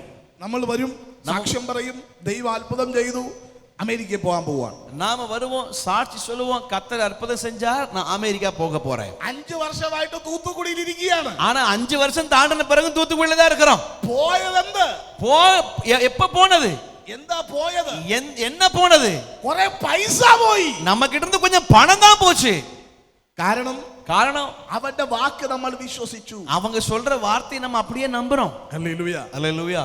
കല്യാണത്തിന് മുമ്പ്, கல்யாணத்துக்கு முன்னாடி good morning good night, good morning good night, சாப்பிட்டா, சாப்பிட்டீங்களா, தண்ணி குடிச்சா, தண்ணி குடிச்சீங்களா, எங்க போய், எங்க போனீங்க, எப்ப வந்து, எப்ப வந்தீங்க, இதெல்லாம் கேட்கும்போது നമ്മൾ ചിന്തിക്കും, இதெல்லாம் கேட்கும்போது நாம நினைப்போம் കല്യാണം കഴിയുമ്പോഴും ഇത്ര കെയറിംഗ് ആയിരിക്കുമെന്ന് ചിന്തിക്കും. கல்யாணத்துக்கு பிறகு கூட இவ்வளோ அக்கறை இருக்கும்னு എന്നാൽ நினைப்போம். കല്യാണം കഴിഞ്ഞാൽ ஆனா கல்யாணம் முடிஞ்சதுன்னா 10 ദിവസം കഴിക്കാതെയും കുടിക്കാതെയും കിടന്നാൽ പോലും അറിയില്ല. 10 நாட்கள் சாப்பிடாம தண்ணி குடிக்காம கடந்தாலும் அதை பற்றி நினைக்கிறது கிடையாது. ആമേൻ. ஆமென். എന്ന് പറഞ്ഞാൽ വാക്കിലൂടെയാണ് என்று சொன்னால் வார்த்தையின் மூலமாகத்தான் നമ്മൾ ഒരാളെ മനസ്സിലാക്കുന്നത്. நாம் ஒரு நபரை புரிந்து கொள்வது. പക്ഷെ അത് യഥാർത്ഥ വ്യക്തിയല്ല. ஆனால் அது உண்மையான நபர் அல்ல. ഹല്ലേലൂയ. அல்லேலூயா. അവന്റെ അകത്ത് മറ്റൊരു മനുഷ്യനുണ്ട്. அவனுக்குள்ளாக இன்னொரு மனிதன் അപ്പോൾ இருக்கிறான். ഞാൻ പറഞ്ഞു വരുന്നത്, நான் சொல்ல வருகிற காரியம், നിനക്ക് കഷ്ടത വരുമ്പോൾ உங்களுக்கு உபத்திரவம் வரும்போது നിന്നെ കൂടെ നിൽക്കുന്നവർ, உங்களோடு கூட இருக்கிறவர்கள், നിന്റെ ഭവനത്തിലുള്ളവർ உங்கள் வீட்டில் உள்ளவர்கள் ആരാണ് എന്ന് മനസ്സിലാക്കാനായിട്ട് കഴിയും. யார் என்று நீங்கள் விளங்கிக் கொள்ள முடியும். ബൈബിളിൽ നമ്മൾ വായിക്കുമ്പോൾ வேதத்தில் நாம் வாசிக்கும் போது എല്ലാം ഉണ്ടായിരുന്നവൻ எல்லாவற்றையும் உடையவனாயிருந்தவன் നിമിഷങ്ങൾ കൊണ്ട് എല്ലാം നഷ്ടപ്പെട്ടു. நிமிடங்களுக்குள்ளாய் சகலத்தையும் இழந்து போனான். ഒന്നുമില്ലാത്തവനെ പോലെയായി. ஒன்றும் இல்லாதவனை போலானான். വിശുദ്ധ ബൈബിളിൽ കാണുന്നു, பரிசுத்த வேதாகமத்தில் பார்க்கிறோம், അവന്റെ ജീവിതത്തിലെ കഷ്ടത அவனுடைய வாழ்க்கையில் வந்த உபத்திரவம் അവന്റെ ജീവിതത്തിൽ കടന്നു വന്നപ്പോൾ அவனுடைய வாழ்க்கையில கடந்து வந்த போது അവൻ ദൈവത്തെ തള്ളിപ്പറഞ്ഞില്ല. அவன் ஆண்டவரை மறுதலிக்கவில்லை. അവൻ ദൈവത്തെ തള്ളിപ്പറയാതെ, அவன் ஆண்டவரை மறுதலியாமல், സ്തോത്രം, ദൈവത്തെ മുറുകെ പിടിച്ചപ്പോൾ, ஆண்டவரை உறுதியாய் பிடித்துக் கொண்ட போது കർത്താവ് അവനെ ആശീർവദിപ്പാനായി ഇറങ്ങി. ஆண்டவர் அவனை ஆசீர்வதிக்கும்படியாக இறங்கினார். ബൈബിളിനകത്ത് വായിക്കുന്നത്, வேதத்தில் வாசிக்கிறோம், ദൈവം സകലത്തിലും അവനെ അനുഗ്രഹിച്ചു. ஆண்டவர் எல்லா காரியத்திலும் அவனை ஆசீர்வதித்தார். ഇരട്ടിപ്പങ്കായി, இரட்டத்தனையாய் ஆசீர்வதித்தார். ആമേൻ. ஆமென். ഇരട്ടിയായി അവനെ അനുഗ്രഹിച്ചു. இரட்டத்தனையான ஆசீர்வாதம் ആ கொடுத்தார். അനുഗ്രഹം അവൻ പ്രാപിച്ചു. அந்த ஆசீர்வாதத்தை அவன் பெற்றான். ആരും വിചാരിച്ചില്ല யாரும் நினைக்கவே இல்லை പഴയതിനേക്കാൾ ഉന്നതിയിൽ അവൻ എത്തുമെന്ന്. பழைய நிலைமையை விட மேலான நிலைமைக்கு அவன் செல்லுவான் என்று. ഹല്ലേലൂയ. அல்லேலூயா. ഹല്ലേലൂയ. அல்லேலூயா. ഒരു ചെറിയ വിടുതൽ കിട്ടിയാൽ മതി എന്നാണ് അവൻ ആഗ്രഹിച്ചത്. ஒரு சின்ன விடுதலை கிடைச்சா போதும், அதுதான் அவன் விரும்பினது. പക്ഷേ എന്റെ ദൈവം അവനെ ഇരട്ടിയായി അനുഗ്രഹിച്ചു. ஆனால் என் தேவன் அவனை இரட்டிப்பாய் ஆசீர்வதித்தார். കഷ്ടത വരുമ്പോൾ, கஷ்டங்கள் வரும்போது, പ്രതിസന്ധി വരുമ്പോൾ, எதிர்ப்புகள் வரும்போது, പ്രതികൂലം വരുമ്പോൾ, ஆபத்துக்கள் வரும்போது, ബുദ്ധിമുട്ട് വരുമ്പോൾ, கஷ்டங்கள் வரும்போது നിങ്ങൾ ദൈവത്തിന്റെ വചനത്തെ മുറുകെ പിടിക്കൂ. நீங்கள் தேவனுடைய வசனத்தை உறுதியாய் பிடிப்பீர்களா? അവനെ ദൈവം അനുഗ്രഹിച്ചു. அவனை கர்த்தர் ஆசீர்வதித்தார். അപ്പോൾ ദാവീദിന് കഷ്ടത വന്നപ്പോൾ தாவீதுக்கு உபத்திரம் வந்தபோது വചനം പഠിച്ചു. வசனத்தை கற்றுக்கொண்டான். എന്നാൽ ഇയ്യോബിന് കഷ്ടത വന്നപ്പോൾ ஆனால் யோபுவிற்கு உபத்திரம் வந்தபோது അവൻ ഇരട്ടിയായ അനുഗ്രഹം പ്രാപിച്ചു. அவன் இரட்டத்தனையான ஆசீர்வாதங்களை பெற்றுக்கொண்டான். വേദപുസ്തകത്തിൽ നമ്മൾ വായിക്കുന്നു, வேதத்தில் நாம் வாசிக்கிறோம், ഇസ്രായേൽ ജനത്തിന് കഷ്ടത വന്നു. இஸ்ரவேல் ஜனங்களுக்கு உபத்திரம் வந்தது. അവരുടെ ജീവിതത്തിൽ കഷ്ടത വരുമ്പോൾ அவங்க வாழ்க்கையில் உபத்திரம் வரும்போது അവർ അനവധി പ്രതിസന്ധികളിലൂടെ കടന്നുപോയി. அவங்க பலவிதமான பிரச்சனைகள் வழியா கடந்து போனார்கள். ജോസഫിലൂടെ 70 പേർ ഈജിപ്തിൽ വന്നു. யோசேப்போடு கூட 70 பேர் எகிப்திற்கு போனார்கள். അവിടുത്തെ സ്റ്റേറ്റ് ഗസ്റ്റുകളായിട്ടാണ് അവരവിടെ വരുന്നത്. அங்கே தங்குகிற விருந்தாளிகளாகத்தான் அங்க உள்ள வர்றாங்க. പക്ഷേ ചില ദിവസങ്ങൾ കഴിഞ്ഞപ്പോൾ, ஆனா சில நாட்கள் கடந்த போது അവർ വർദ്ധിച്ചു. அவர்கள் பெருகினார்கள். നൂറുകണക്കിന്, ആയിരക്കണക്കിന്, പതിനായിരക്കണക്കിന്, ലക്ഷക്കണക്കിന് ആൾക്കാരായി തീർന്നു. நூற்றுக்கணக்கான, ஆயிரக்கணக்கான, லட்சக்கணக்கான ஜனங்களாய் பெருகினார்கள். ജോസഫിനെ അറിയാത്ത ഒരു രാജാവ് അവിടെ വന്നു. யோசேப்பை அறியாத ஒரு ராஜா அங்கே வருகிறார். அதற்கு முன்பு രാജകീയ അനുഭവത്തിലാണ് അവർ ജീവിച്ചുകൊണ്ടിരുന്നത്. ராஜரீக நல்ல அந்த முறையிலே வாழ்ந்து கொண்டிருந்தார்கள். പക്ഷേ ஆனால் ജോസഫിനെ അറിയാത്ത ഒരു രാജാവ് വന്നു കഴിഞ്ഞപ്പോൾ, யோசேப்பை அறியாத ஒரு ராஜா வந்த பொழுது നല്ല ഉന്നത അനുഭവങ്ങൾ ഇരുന്നവർ ഇപ്പോൾ അടിമകളെ പോലെയായി. நல்ல மேன்மையான நிலையில் வாழ்ந்தவர்கள் இப்பொழுது அடிமைகளை போலானார்கள். ഉയർച്ചയിൽ ഇരുന്നവർ താഴ്ചയിലേക്ക് വന്നു. உயர்ந்திருந்தவர்கள் தாழ்ந்து போனார்கள். അവരുടെ ജീവിതത്തിലെ നന്മകളെല്ലാം നഷ്ടപ്പെട്ടു. அவர்கள் வாழ்க்கை நன்மைகள் எல்லாம் இழந்து போனது. ஆனால் ആ കഷ്ടതയ്ക്കകത്ത് അവർ ദൈവത്തോട് നിലവിളിക്കാൻ തുടങ്ങി. அந்த உபத்திரவத்தின் மத்தியிலே கர்த்தரை நோக்கி கூப்பிட ஆரம்பித்தார்கள். ആമേൻ. ஆமென். ആ സമയത്ത് அந்த நேரத்திலே ദൈവം ഒരുവനെ എഴുന്നേൽപ്പിച്ചു. தேவன் ஒருவரை எழுப்பினார். ഞാൻ നിങ്ങളോട് പറയുന്നു, நான் உங்களிடத்தில் சொல்றேன், പ്രാർത്ഥിക്കാൻ നിങ്ങൾ തയ്യാറാണോ? ഏതു സാഹചര്യത്തിനകത്തും ദൈവം നിങ്ങളുടെ വിടുതലിന് വേണ്ടി ചിലരെ എഴുന്നേൽപ്പിക്കും. நீங்கள் ஜெபிக்க ஆயத்தமானால் எந்த சூழ்நிலையிலும் உங்கள் விடுதலைக்காக ஆண்டவர் ஒரு நபரை எழும்ப பண்ணுவார். ഹല്ലേലൂയ. அல்லேலூயா. ഞാൻ ദൈവവചനം വായിക്കുമ്പോൾ എനിക്ക് ഭയങ്കര സന്തോഷം തോന്നും. நான் ஆண்டவருடைய வசனத்தை வாசிக்கும் போது எனக்கு ரொம்ப மகிழ்ச்சியா இருக்கும். ഞാനൊരു വചനം വായിക്കുമ്പോൾ ഒരു ഇൻസിഡന്റ് ആണെങ്കിൽ ഞാനത് ഇമാജിൻ ചെയ്യും. ஒரு வசனத்தை வாசிக்கும் போது நான் வாசிக்கிற வசனம் ஒரு சம்பவமா இருந்தா அதை நான் அப்படியே கற்பனை பண்ணி ഞാൻ பார்ப்பேன். എല്ലാവരോടും അതാണ് പറയാറുള്ളത്. நான் எல்லா இடத்துல அதை தான் சொல்லுவேன். നിങ്ങൾ വചനം വായിക്കുമ്പോൾ நீங்கள் வசனத்தை வாசிக்கும் போது ആ സംഭവത്തെ നിങ്ങൾ ഇമാജിൻ ചെയ്യണം. அந்த நடக்கிற சம்பவத்தை நீங்க அப்படி நடக்கிற மாதிரி கற்பனை பண்ணி பார்க்கணும். പക്ഷെ നമുക്ക് സമയമില്ലാത്തത് കൊണ്ട് ஆனா நமக்கு நேரம் இல்லாததுனால നമ്മൾ ഇന്ന് ഉൽപ്പത്തി പുസ്തകം വായിക്കും, നാളെ പുറപ്പാട് വായിക്കും, മറ്റന്നാൾ ദിവസം മത്തായി വായിക്കും, മാർക്കോസ് വായിക്കും. അതുകൊണ്ട് നമുക്ക് ഒരു പിടിയും കിട്ടുന്നില്ല. நமக்கு நேரம் இல்லாதனால இன்னைக்கு ஆதியாம வாசிப்போம், நாளைக்கு யாத்ராம வாசிப்போம், அதுக்கப்புறம் மத்தேயு மார்க்கு போவோம், என்ன வாசிக்க நமக்கே தெரியாது. ആമേൻ. ஆமென். ഇങ്ങനെ വായിക്കുമ്പോൾ இப்படி வாசிக்கும் போது ഉൽപ്പത്തി പുസ്തകത്തിനകത്ത് നമ്മൾ വായിക്കുന്ന സമയത്തിന് ഒരു യാക്കോബിനെ കാണാം. ஆதியாகமத்துல வாசிக்கும் போது நாம் ஒரு யாக்கோபை பார்க்கலாம். അതേ ആള് പുതിയ നിയമത്തിൽ വായിക്കുമ്പോഴത്തേന് അടുത്തൊരു യാക്കോബിനെ കാണാം. அதே நபர் புதிய ஏற்பாட்டை வாசிக்கும் போது ஒரு யாக்கோபை பார்க்கலாம். സ്തോത്രം. അല്ലെങ്കിൽ ഒന്നാമത്തെ പുസ്തകമാകുന്ന ഉൽപ്പത്തിയിൽ കാണുന്ന യാക്കോബിന്റെ സ്വഭാവമല്ല മത്തായിയിൽ കാണുന്ന യാക്കോബ്. ஆதியாகமத்துல பார்க்கிற அந்த யாக்கோபுடைய சுபாவம் அல்ல மத்தேயில பார்க்கிற யாக்கோபுடைய சுபாவம். കഴിഞ്ഞ ദിവസം കേരളത്തിൽ ഒരു പ്രശ്നം ഉണ്ടാകുന്ന സമയത്തിന് ഒരു ടെലിവിഷൻ ചർച്ചയിൽ ബൈബിളിനെ ഉദ്ധരിച്ചുകൊണ്ട് ഒരാൾ സംസാരിക്കാൻ തുടങ്ങി. கடந்த சில நாட்களுக்கு சில காலங்களிலே கேரளாவில் வந்த ஒரு பிரச்சனை நிமித்தமாக தொலைக்காட்சியில விவாதம் பண்ற நேரத்துல பைபிளுடைய வசனத்தை வச்சு அவங்க விவாதம் பண்றாங்க. അങ്ങനെ സംസാരിക്കാൻ തുടങ്ങിയപ്പോൾ அப்படி அவங்க பேச ஆரம்பிச்ச உடனே സംസാരിക്കാൻ തുടങ്ങിയ ആള് பேச ஆரம்பிச்ச அந்த நபர் സ്തോത്രം അദ്ദേഹത്തിന്റെ ബൈബിളിനെ കുറിച്ച് ഒരു അടിസ്ഥാനപരമായ അറിവില്ല. அந்த நபருக்கு வேதத்தை குறித்த அடிப்படையான ஒரு ஞானம் கிடையாது. അതുകൊണ്ട് ஆகவே ബൈബിളിലെ അവിടങ്ങളിൽ നിന്ന് ഓരോ വാക്യം എടുത്തിട്ട് பைபிள்ல ஆங்காங்க இருக்கிற ஒரு சில வசனங்களை எடுத்துட்டு കുറെ കാര്യങ്ങൾ സ്ഥാപിക്കാനായിട്ട് തുടങ്ങി. கொஞ்சம் காரியங்களை பேசி சமாளிக்க பார்த்தார். സ്തോത്രം. ഞാനത് കേട്ടപ്പോഴത്തേന് എനിക്ക് വലിയ വിഷമം തോന്നി. நான் அதை கேட்ட உடனே எனக்கு மிகுந்த வேதனை உண்டானது. ഇതുപോലെയാണ് ഏറെ വിശ്വാസികളും. இதை போலத்தான் பல விசுவாசிகள் പല വാക്യങ്ങളിലും ബൈബിളിൽ ഉണ്ടോന്ന് പോലും പലർക്കും അറിയില്ല. பல வசனங்கள் வேதத்தில் இப்படி இருக்கிறதா என்று கூட அநேகருக்கு தெரியாது. ആമേൻ. ஆமென். ഹല്ലേലൂയ. அல்லேலூயா. ഹല്ലേലൂയ. அல்லேலூயா. എന്നാ ശ്രദ്ധിക്കണേ. என்ன கவனிங்க. കഷ്ടതയും പ്രതിസന്ധിയും പ്രതികൂലവും എല്ലാം കടന്നു വരുമ്പോൾ வாழ்க்கையில கஷ்டங்கள் எதிர்ப்புகள் உபத்திரவங்கள் கடந்து வரும்போது ആ പ്രതിസന്ധിയുടെ ഘട്ടങ്ങളിൽ அந்த எதிர்ப்புகள் மத்தியிலே മുട്ടുമടക്കി പ്രാർത്ഥിച്ചു തുടങ്ങുമ്പോൾ முழங்கால் படிட்டு ஜெபிக்க ஆரம்பிக்கும் போது നമുക്ക് വേണ്ടി നാം അറിയാതെ ചിലതിനെ ദൈവം എഴുന്നേൽപ്പിക്കും. நமக்காக நமக்கே தெரியாத சிலரை கர்த்தர் எழும்ப பண்ணுவார். ഹല്ലേലൂയ. அல்லேலூயா.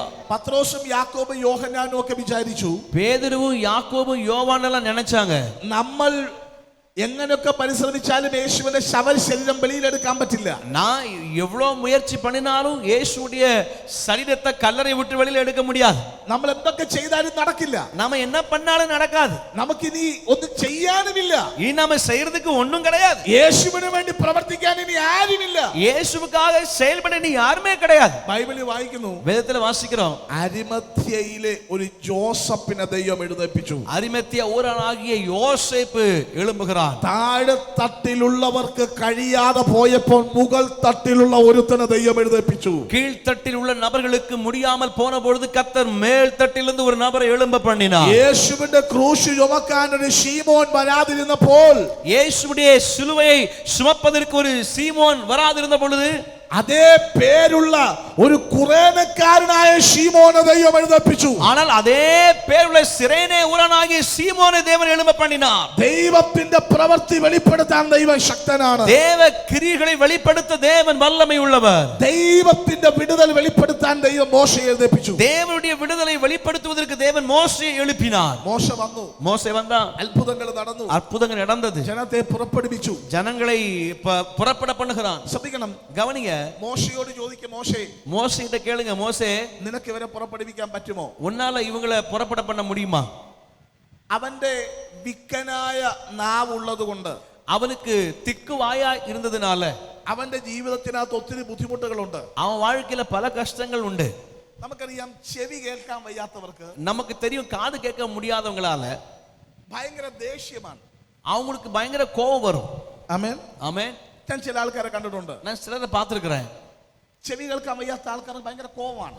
காது கேட்காத ஆட்களுக்கு பயங்கர கோபம் வரும். അതുപോലെ ഓരോ കുറവുകൾ ഉള്ളവർക്ക് പെട്ടെന്ന് ദേഷ്യം വരും.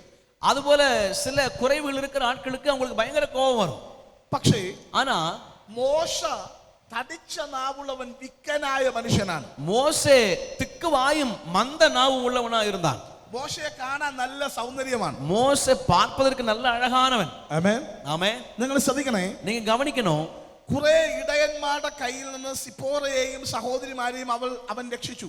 சில ஆடு மேய்ப்பர்கள் கையில் இருந்து சிப்போராளையும் அவருடைய சகோதரிகளையும் காப்பாற்றுகிறான். നല്ലൊരു ആക്ഷൻ ഹീറോ, நல்ல ஒரு ஆக்ஷன் ஹீரோவா இருந்தார் மோசே. ആമേൻ. ஆமென். കാണാനും നല്ല സൗന്ദര്യം, பார்க்கிறதுக்கு ரொம்ப அழகா இருந்தார். പക്ഷെ വീട്ടിൽ വന്നപ്പോഴാണ് അറിയുന്നത്, ஆனா வீட்டுக்கு வந்த உடனே தான் தெரியுது, വാ തുറന്നപ്പോൾ മനസ്സിലായി, வாயை திறந்த உடனே உங்களுக்கு புரிஞ்சது, അവൻ വിക്കനായ മനുഷ്യനാണ്. அவன் திக்கு வாய் உள்ள ஒரு மனுஷன். ഇന്നത്തെ സിപ്പോറാമാരാണെങ്കിൽ പറഞ്ഞു നോ. இன்னைக்கு இருக்கிற சிப்போராளா இருந்தா அது நோ சொல்லியிருப்பாங்க. காரணம் അവന്റെ നാവ് തടിച്ച നാവാണ്, அவனுக்கு மந்த நாவு. പക്ഷേ ஆனால் അവനെ അക്സെപ്റ്റ് ചെയ്തു. ദൈവത്തിന്റെ പദ്ധതി കൊണ്ട് அவள் தேவ திட்டத்தின் மூலமாய் அவனை ஏற்றுக்கொண்டாள். ജീവിതത്തിൽ ആ പിന്നത്തേതുള്ള പ്രയാണത്തിൽ അവർ ഒരുമിച്ച് സഞ്ചരിക്കുന്നു. வாழ்நாளிலே பின் வருகிற தங்கள் வாழ்க்கையை ஒன்றாக பயணிக்கிறார்கள். അവർ കടന്നു വരുന്നു, அவர்கள் கடந்து வந்தார்கள். യഹൂദന്മാരുടെ വിടുതലിന് വേണ്ടി ദൈവം അവനെ ഉപയോഗിക്കാൻ തുടങ്ങി. தேவ ஜனங்களின் விடுதலைக்காய் கர்த்தர் அவளை பயன்படுத்தினார். വലിയ വലിയ പ്രതിസന്ധികൾ ജീവിതത്തിൽ അഭിമുഖീകരിക്കാൻ തുടങ്ങി. பெரிய பெரிய போராட்டங்கள் வாழ்க்கையில தொடர ஆரம்பித்தது. അവർക്ക് ആവശ്യമുള്ള നന്മകൾ പകുത്തു കൊടുക്കണം.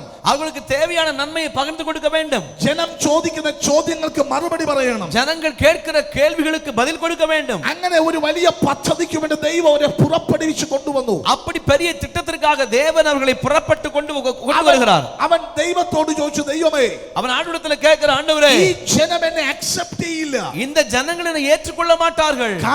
காரணம் ഞാനൊരു കുലപാതകം ചെയ്തവനാണെന്നാണ് അവർക്കറിയാവുന്നത്. நான் ஒரு கொலை செய்தவன் என்று அவர்கள் அறிந்திருக்கிறார்கள். അതുകൊണ്ട് അവർ ഒരുപക്ഷേ എന്നെ അക്സെപ്റ്റ് ചെയ്യത്തില്ല. ஆகவே ஒருவேளை அவர்கள் என்னை ஏற்றுக்கொள்வதற்கான வாய்ப்பில்லை. ദൈവം അവനെ അയച്ചു. ஆனால் தேவன் அவனை அனுப்பினார். അവൻ കടന്നു വരുന്നു. அவர்கள் வருகிறார்கள். അവൻ അവരുടെ നടുവിൽ ശുശ്രൂഷിക്കുവാൻ തുടങ്ങി. அவர்கள் மத்தியிலே ஊழி செய்ய ஆரம்பிக்கிறார்கள். അവന്റെ വാക്ക് കേട്ടിട്ട് അവർ പുറപ്പെടാൻ ആരംഭിച്ചു. அவனுடைய வார்த்தைகளை கேட்டு அவர்களும் புறப்பட தயாரானார்கள். ദൈവം അവനെ കയ്യിലെടുക്കുവാൻ ആരംഭിച്ചു. தேவன் அவனை கரத்தில் எடுக்க ஆரம்பித்தார். അവനിലൂടെ ദൈവം തന്റെ പ്രവൃത്തിയെ വെളിപ്പെടുത്താൻ തുടങ്ങി. அவன் நிமித்தமாய் தேவன் தம்முடைய கிரியைகளை செய்ய ஆரம்பித்தார். അവൻ ചിന്തിക്കാത്ത വഴികളിലൂടെ ദൈവം അവനെ നടത്താൻ തുടങ്ങി. அவர்கள் நினைக்காத வழிகளிலே கர்த்தர் நடத்த ஆரம்பித்தார். അവൻ വിചാരിച്ചത്, அவன் நினைத்ததெல்லாம் ദൈവം കാണിച്ചു തന്ന ചില കാര്യങ്ങൾ കാണിച്ചാൽ ഉടനെ ഫറവോൻ കൂട്ടരും ജനത്തെ വിടുമെന്നാണ്. தேவன் காண்பித்த சில காரியங்களை அவர்களுக்கு காண்பிக்கும் பொழுது பார்வோன் அவன் கூட்டத்தாரும் ஜனங்களை அனுப்புவார்கள் என்று எண்ணினான். അതിന്റെ പിന്നിൽ മറഞ്ഞിരിക്കുന്ന കാര്യങ്ങൾ അവൻ അറിയാതെ പോയി. அதற்கு பின்னால் மறைந்திருக்கிற காரியங்களை அறியாதவனாய் இருந்தான். ചില ദിവസങ്ങൾ കഴിഞ്ഞപ്പോൾ, ஆனால் சில நாட்கள் கடந்தபோது ദൈവത്തിന്റെ കരം അവിടെ വെളിപ്പെടാൻ തുടങ്ങി. தேவனுடைய கரம் அங்கே வெளிப்பட ஆரம்பித்தது. ഒരു കാര്യം പറയട്ടെ, ஒரு காரியம் சொல்லட்டுமா?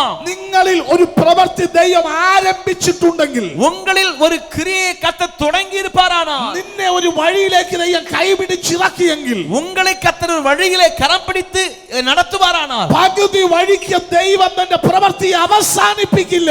நடு வழியிலே தேவன் தம்முடைய கிரியைகளை முடித்து விட மாட்டார். എതിരാളി എത്ര ശക്തനായാലും, எதிராளி எவ்வளவு பலவானாக இருந்தாலும், നിന്നെ കൈപിടിച്ചു നടത്താൻ ദൈവം ശക്തനാണ്. உன்னை கரம் பிடித்து நடத்துவதற்கு தேவன் வல்லவராய் இருக்கிறார். ദൈവത്തിന്റെ ഇടപെടൽ വെളിപ്പെട്ടു. தேவனுடைய கிரியைகள் வெளிப்பட ஆரம்பித்தது. ഈജിപ്തിൽ വലിയ കാര്യങ്ങൾ ദൈവം ചെയ്തു. எகிப்திலே பெரிய காரியங்களை கர்த்தர் செய்தார். അവരെ ദൈവം കൈപിടിച്ചു നടത്താൻ തുടങ്ങി. அவர்களை கர்த்தர் கரம் பிடித்து நடத்த ஆரம்பித்தார். എന്റെ മനസ്സിനെ ചിന്തിപ്പിച്ച ഒരു സന്ദേശം, என்னுடைய இருதயத்தை யோசிக்க வைத்த ஒரு சம்பவம் എന്താണെന്നറിയാമോ? என்ன தெரியுமா? കഴിഞ്ഞ 4 തലമുറ അധ്വാനിച്ചു. கடந்த 4 தலைமுறைகள் பிரயாசப்பட்டார்கள். അധ്വാനിക്കുന്ന ആ തലമുറ, பிரயாசப்படுகிற அந்த தலைமுறை, അവരുടെ പിതാക്കന്മാർ, அவருடைய பிதாக்கள், അവരുടെ പിതാക്കന്മാർ, அவர்களுடைய பிதாக்கள், അവരുടെയും പിതാക്കന്മാർ, அவர்களுடைய பிதாக்கள், അവർ അധ്വാനിച്ചു.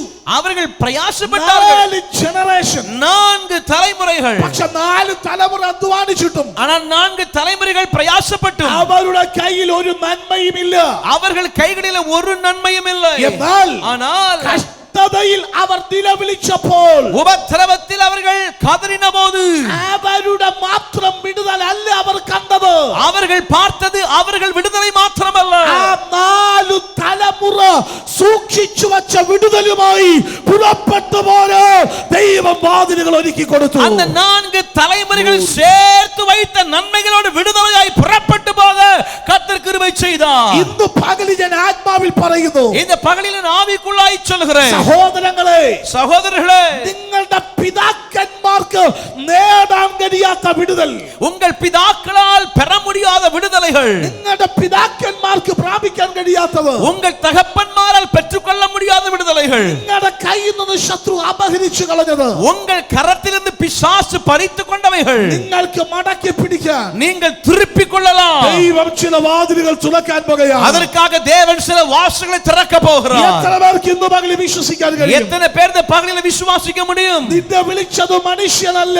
உங்களை அழைத்தது மனிதன் அல்ல, സർവശക്തനായ ദൈവമാണ്. சர்வ வல்லமை உள்ள தேவனாய் இருக்கிறார். സർവശക്തനായ ദൈവമാണ്. சர்வ வல்லமை உள்ள தேவனாய் അവന്റെ இருக்கிறார். മഹത്വമേറിയ പ്രവൃത്തിയാൽ அவருடைய மகிமையுள்ள கிரியைகளினாலே ചിലതിനെ മടക്കി പിടിക്കാൻ ദൈവം വാതിലുകൾ തുറക്കാൻ சிலரை திருப்பிக் கொள்ள, சிலவற்றை திருப்பிக் கொள்ள தேவன் வாசலை திறக்க போகிறார். പറവോൻ പറയുന്നു വിടില്ല, பார்வன் சொல்ற விட மாட்டேன், അവിടെയുള്ള ജനം പറയുന്നു ഞങ്ങൾ വരുന്നില്ല.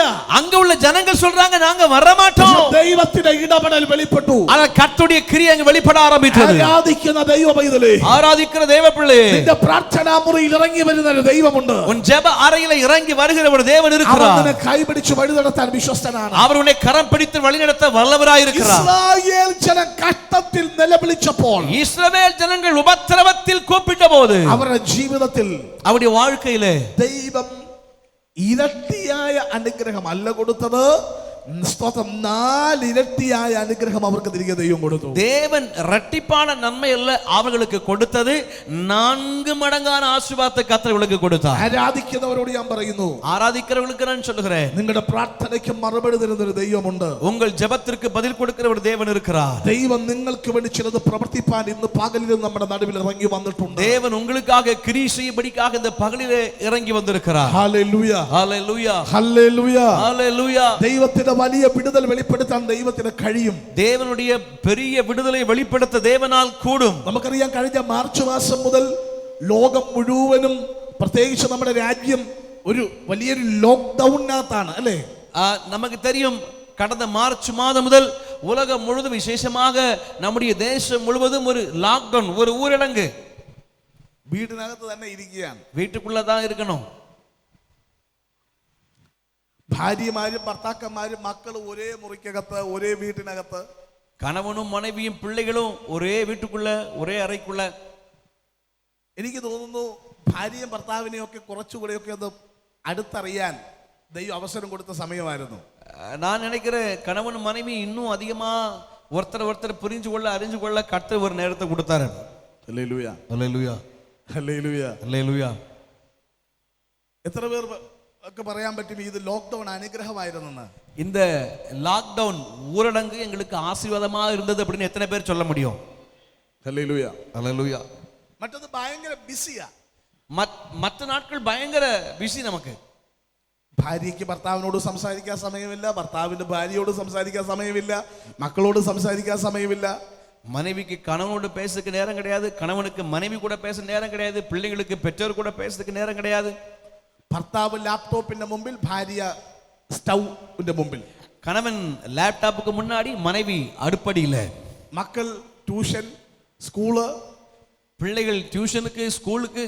പക്ഷെ ദൈവം വിചാരിച്ചു, ஆனா ஆண்டவர் நினைச்சாரு, ഇവരെ ഒരുമിപ്പിച്ചൊന്ന് ഇരുത്തണം. இவங்களை ஒன்னா உட்கார வைக்கணும். ആമേൻ, ஆமென். ഭാര്യയ്ക്ക് പറയാനുള്ളത് ഭർത്താവ് കേൾക്കട്ടെ, ഭർത്താവിന് പറയാനുള്ളത് ഭാര്യ കേൾക്കട്ടെ, മക്കൾക്ക് ഒരുമിച്ചിരുന്ന് സംസാരിക്കാൻ അവസരം ഉണ്ടാകട്ടെ. மனைவி சொல்ல விரும்புறத கணவன் கேட்கட்டும், கணவன் சொல்ல விரும்புவத மனைவி கேட்கட்டும், பெற்றோர் பிள்ளைகளாக ஒன்னா உட்காரட்டும். ബന്ധങ്ങൾ കുറച്ചുകൂടെ ഒന്ന് അനുഗ്രഹിക്കപ്പെട്ടു. உறவுகள் இன்னும் கொஞ்சம் ஆசீர்வதிக்கப்பட்டது. ഹല്ലേലൂയ, ஹல்லேலூயா, ഹല്ലേലൂയ, ஹல்லேலூயா, ഹല്ലേലൂയ. ஹல்லேலூயா. എന്നാൽ പ്രശ്നങ്ങളും ഉണ്ട്. ஆனா அதுல பிரச்சனைகள் இருக்குது. ഹല്ലേലൂയ. ஹல்லேலூயா. ഭാര്യയ്ക്ക് വരുന്ന വാട്സാപ്പ് മെസ്സേജ് ഭർത്താവ് കാണും, ഭർത്താവിന് വരുന്ന മെസ്സേജ് മക്കള് കാണും, വീട്ടുകാരൊക്കെ പരസ്പരം കാണുന്ന സാഹചര്യങ്ങളും ഉണ്ട്. மனைவிக்கு வாட்ஸ்அப்ல வர்ற மெசேஜை கணவர் பார்க்கறாரு, கணவருக்கு வர்ற மெசேஜை மனைவி பார்க்கறாங்க, பிள்ளைகள் பார்க்கறாங்க. அப்படி எல்லாவற்றையும் கண்டு பார்ப்பதற்கு ஒரு வாய்ப்பு கிடைச்சது. ഒരു വശത്ത് ഫൈറ്റിങ്സും ഉണ്ട്. ஒரு பக்கத்துல சண்டையும் உண்டு. ആമേൻ. എങ്കിലും അത് അനുഗ്രഹമാണ്. ஆனாலும் அது ஒரு ஆசீர்வாதம் தான். ഇതുപോലൊരു ലോക്ക്ഡൌൺ നോഹയുടെ കാലത്തുണ്ടായിരുന്നു. இதே போல ஒரு ஊரடங்கு நோவாவின் காலத்தில் இருந்தது. ഒരു കുടുംബത്തെ ദൈവം ഒരു പെട്ടകത്തിനകത്ത് അങ്ങ് ലോക്ക് ചെയ്തു. ஒரு குடும்பத்தை ஆண்டவர் ஒரு பேழைக்குள்ள அடைச்சு வச்சார். വെളിയിൽ നിലവിളി, മരണം, അനർത്ഥം, வெளியே கதறலும் அழுகையும் ஆபத்தும், പക്ഷെ പെട്ടകത്തിനകത്ത് സന്തോഷം. ஆனால் பேழைக்குள்ளே சந்தோஷம். ഹല്ലേലൂയ. அல்லேலூயா. പലയിടത്തും നിലവിളിയാണ്, பல இடங்களிலும் கதறல்கள் தான், പലയിടത്തും കരച്ചിലാണ്, பல இடங்களில் அழுகைகள் தான். നമ്മുടെ ഇടയിലോ അത് സന്തോഷമായി ദൈവം തീർത്തു. ஆனால் நமக்கோ ஆண்டவர் அதை மகிழ்ச்சியாய் மாற்றுவார். ഹല്ലേലൂയ. அல்லேலூயா. പെട്ടകത്തിനകത്ത് பேழைக்குள்ள കഴിക്കാനുണ്ട്, சாப்பிடுவதற்குண்டு, കുടിക്കാനുണ്ട്. குடிப்பதற்கு இருக்கிறது. ദൈവമക്കൾ ആരെങ്കിലും ഈ ലോക്ക്ഡൌൺ സമയത്ത് ഭക്ഷണമില്ലാതെ മരിച്ചോ? தேவ பிள்ளைகள் யாராவது இந்த லாக்டவுன் நாட்களில் சாப்பாடு இல்லாம இறந்து போனாங்களா? മരിച്ചോ? அப்படி போனாங்களா? ഇല്ല. இல்ல. കാരണം ലോക്ക്ഡൌൺ ആണെങ്കിലും നോഹയ്ക്കും കൂട്ടർക്കും അവിടെയുള്ള സകലർക്കും കഴിക്കാനുള്ളത് സകലതും ദൈവം കരുതി വെച്ചിട്ടുണ്ടായിരുന്നു. ஊரடங்கு ஆனாலும் நோவாவும் நோவாவை சார்ந்த அனைவர்களும் சாப்பிடும்படிக்கு புசிக்கும்படிக்கு எல்லாவற்றையும் ஆண்டவர் ஏற்கனவே ஆயத்தம் பண்ணி வைத்திருந்தார். ആമേൻ. ஆமென். ചെറിയ ഉറുമ്പ് മുതൽ വലിയ ആന വരെ പെട്ടകത്തിനകത്തുണ്ട്. சின்ன எறும்புல இருந்து பெரிய யானை வரைக்கும் பேழைக்குள்ள இருக்குது. ആമേൻ. ஆமென். ഒരു കഷ്ണം ഇഡ്ഡലി കൊടുത്താൽ സന്തോഷപ്പെടുന്നവരുമുണ്ട്. ஒரு பீஸ், ஒரு துண்டு இட்லி கொடுத்தா சந்தோஷப்படுற ஆட்கள் உண்டு. ഒരു ചാക്ക് കൊടുത്താൽ സന്തോഷപ്പെടാത്തവരും അക്കൂട്ടത്തിലുണ്ട്. ஒரு சாக்கு இட்லி கொடுத்தாலும் சந்தோஷப்படாத ஆளும் அந்த கூட்டத்தில் இருக்குது. ആമേൻ. ஆமென். പക്ഷേ ஆனா ആർക്കും പ്രശ്നമില്ല. யாருக்கும் எந்த பிரச்சனையும் வரல. ദൈവം കരുതേണ്ടത് അതിനകത്ത് ദൈവം കരുതി വെച്ചു. ஆண்டவர் இவர்களுக்கு அவசியமானவர்களை எல்லாம் ஏற்கனவே ஆயத்தம் பண்ணி வைத்தார். ഇനി നിങ്ങൾ മനസ്സിലാക്കണം, இதிலிருந்து நீங்கள் புரிந்து கொள்ளணும், നോഹയും മക്കളും സംസാരിക്കുന്ന ഭാഷ ഒന്ന്, நோவாவும் பிள்ளைகளும் பேசுகிற பாஷை ஒன்று, ആനകളുടെ ശബ്ദം വേറൊന്ന്, யானைகள் பேசுகிற சத்தம் வேற ஒண்ணு, പുലിയുടെ ശബ്ദം വേറൊന്ന്. புலியுடைய சத்தம் வேற ஒண்ணு. എന്ന് പറഞ്ഞാൽ എന്റെ ഭാഷ പറഞ്ഞ വിവിധ ഭാഷ സംസാരിക്കുന്നവർ ഒരുമിച്ച് കൂടിയിരിക്കുക. என்று சொன்னால் ஏன் பாஷையில சொல்லணும் அப்படின்னா பற்பல பாஷைகளை பேசுகிறவங்க ஒண்ணா இருக்கிறாங்க உள்ள. പുല്ലു മാത്രം തിന്നിരുന്നവരുണ്ട്, புழு மாத்திரம் சாப்பிடுற, புல்லு மாத்திரம் சாப்பிடுற விலங்குகள் உண்டு, മാംസം മാത്രം തിന്നുന്നവരുണ്ട്, இறைச்சி மாத்திரம் சாப்பிடுற விலங்குகள் உண்டு. ആമേൻ. ஆமென். ഈ നോൺ വെജ് മാത്രം കഴിക്കുന്ന ആൾക്കാർ നമ്മൾ വെജിറ്റേറിയൻ ഹോട്ടലിൽ കയറ്റിയാൽ ഒരു ഫേസ് എക്സ്പ്രഷൻ നമുക്ക് കാണാൻ പറ്റും. நல்ல நான்வெஜ் சாப்பிடுற ஆட்களை வெஜிடேரியன் சைவ ஹோட்டல்ல கொண்டு போய் விட்டா அவங்க முகம் போற போக்க பார்த்தா நமக்கு தெரியும். ഇതിനകത്ത് നോക്കുമ്പോ இதுல பார்க்கும்போது വെജും ഉണ്ട്, നോൺ വെജും ഉണ്ട്. இதுல சைவமும் இருக்கு, அசைவமும் இருக்கு. പക്ഷെ എല്ലാത്തിനെയും കൂടെ ദൈവം ലോക്ക് ചെയ്തു. ஆனா எல்லாத்தையும் ஆண்டவர் ஒரே இடத்துல அடைச்சு வச்சார். ഈ ലോക്ക്ഡൌൺ എന്ന് മാറുമെന്ന് നോഹയോട് ചോദിച്ചാൽ, இந்த ஊரடங்கு என்றைக்கு மாறும் என்று நோவா இடத்துல கேட்டா നോഹ പറയും നമുക്കറിയില്ല. நோவா சொல்வாரு நமக்கு தெரியாது. കാരണം ലോക്ക്ഡൌൺ ആക്കിയത് സർവശക്തനാണ്, അവൻ വേണം ഇനി അതിനെ ഓപ്പൺ ചെയ്തു തരാൻ. காரணம் ஊர் அடக்கியது ஆண்டவராக இருக்கிறார், அவர்தான் அதை திறக்கணும். ഹല്ലേലൂയ. அல்லேலூயா. അത് എത്ര കാലം എടുത്തെന്നറിയാമോ? அது எவ்வளவு நாட்கள் ஆச்சு தெரியுமா? ഒരു വർഷവും 10 ദിവസവും എടുത്തു. ஒரு ஆண்டும் 10 நாட்களும் ஆனது. അത്രയും കാലം കഴിഞ്ഞിട്ടാണ് ദൈവം അതിനെ തുറന്നു വിട്ടത്. அவ்வளவு நாட்களுக்கு பிறகுதான் ஆண்டவர் அவங்களை திறந்து விட்டார். ഒരിക്കലും പുറത്തു വരുമെന്ന് വിചാരിച്ചതല്ല. ஒரு நாள் வெளியில வரும்னு நினைச்சதே கிடையாது. പക്ഷേ ஆனால் ലോക്ക്ഡൌൺ കഴിഞ്ഞപ്പോൾ அந்த ஊரடங்கு முடிந்த போது താഴെ ഇരുന്ന പെട്ടകം, கீழே இருந்த பேழை അരാരത്ത് എന്ന് പറയുന്ന ഏറ്റവും വലിയ പർവ്വതത്തിന് മുകളിലെത്തി. அரராத் என்று அழைக்கப்படுகிற மிகப்பெரிய மலையின் மேல் சென்று நின்றது. ദൈവസഭകളോട് ഞാൻ പറയുന്നു, நான் தேவ சபைகளை பார்த்து சொல்கிறேன், ഈ ലോക്ക്ഡൌൺ കാലം നീ മുകളിൽ നിന്ന് താഴേക്ക് വരികയല്ല, ഇത് കഴിയുമ്പോൾ താഴെ ഇരുന്ന നിന്ന ദൈവം മുകൾ തട്ടിലേക്ക് കൊണ്ടുവരും. ഇത് ആത്മാവിന്റെ സന്ദേശമാകയാൽ ഞാൻ ദൈവത്തിന് സ്തോത്രം ചെയ്യുന്നു. இந்த லாக்டவுன் நாட்களிலே கீழே மேலிருந்து கீழாக அல்ல, கீழ் இருக்கிற உன்னை கர்த்தர் உன்னதங்களிலே கொண்டு வந்து அமர பண்ணுவார் என்று நான் ஆவிக்குள்ளாக சபைகளை பார்த்து சொல்கிறேன். താഴത്തെ തട്ടിലിരുന്ന പെട്ടകത്തെ ദൈവം ഉന്നതികളിലേക്ക് ദൈവം എത്തിച്ചു. கீழே இருந்ததான பேழையை ஆண்டவர் மலை உச்சியிலே கொண்டு வந்து நிறுத்தினார். முடியல.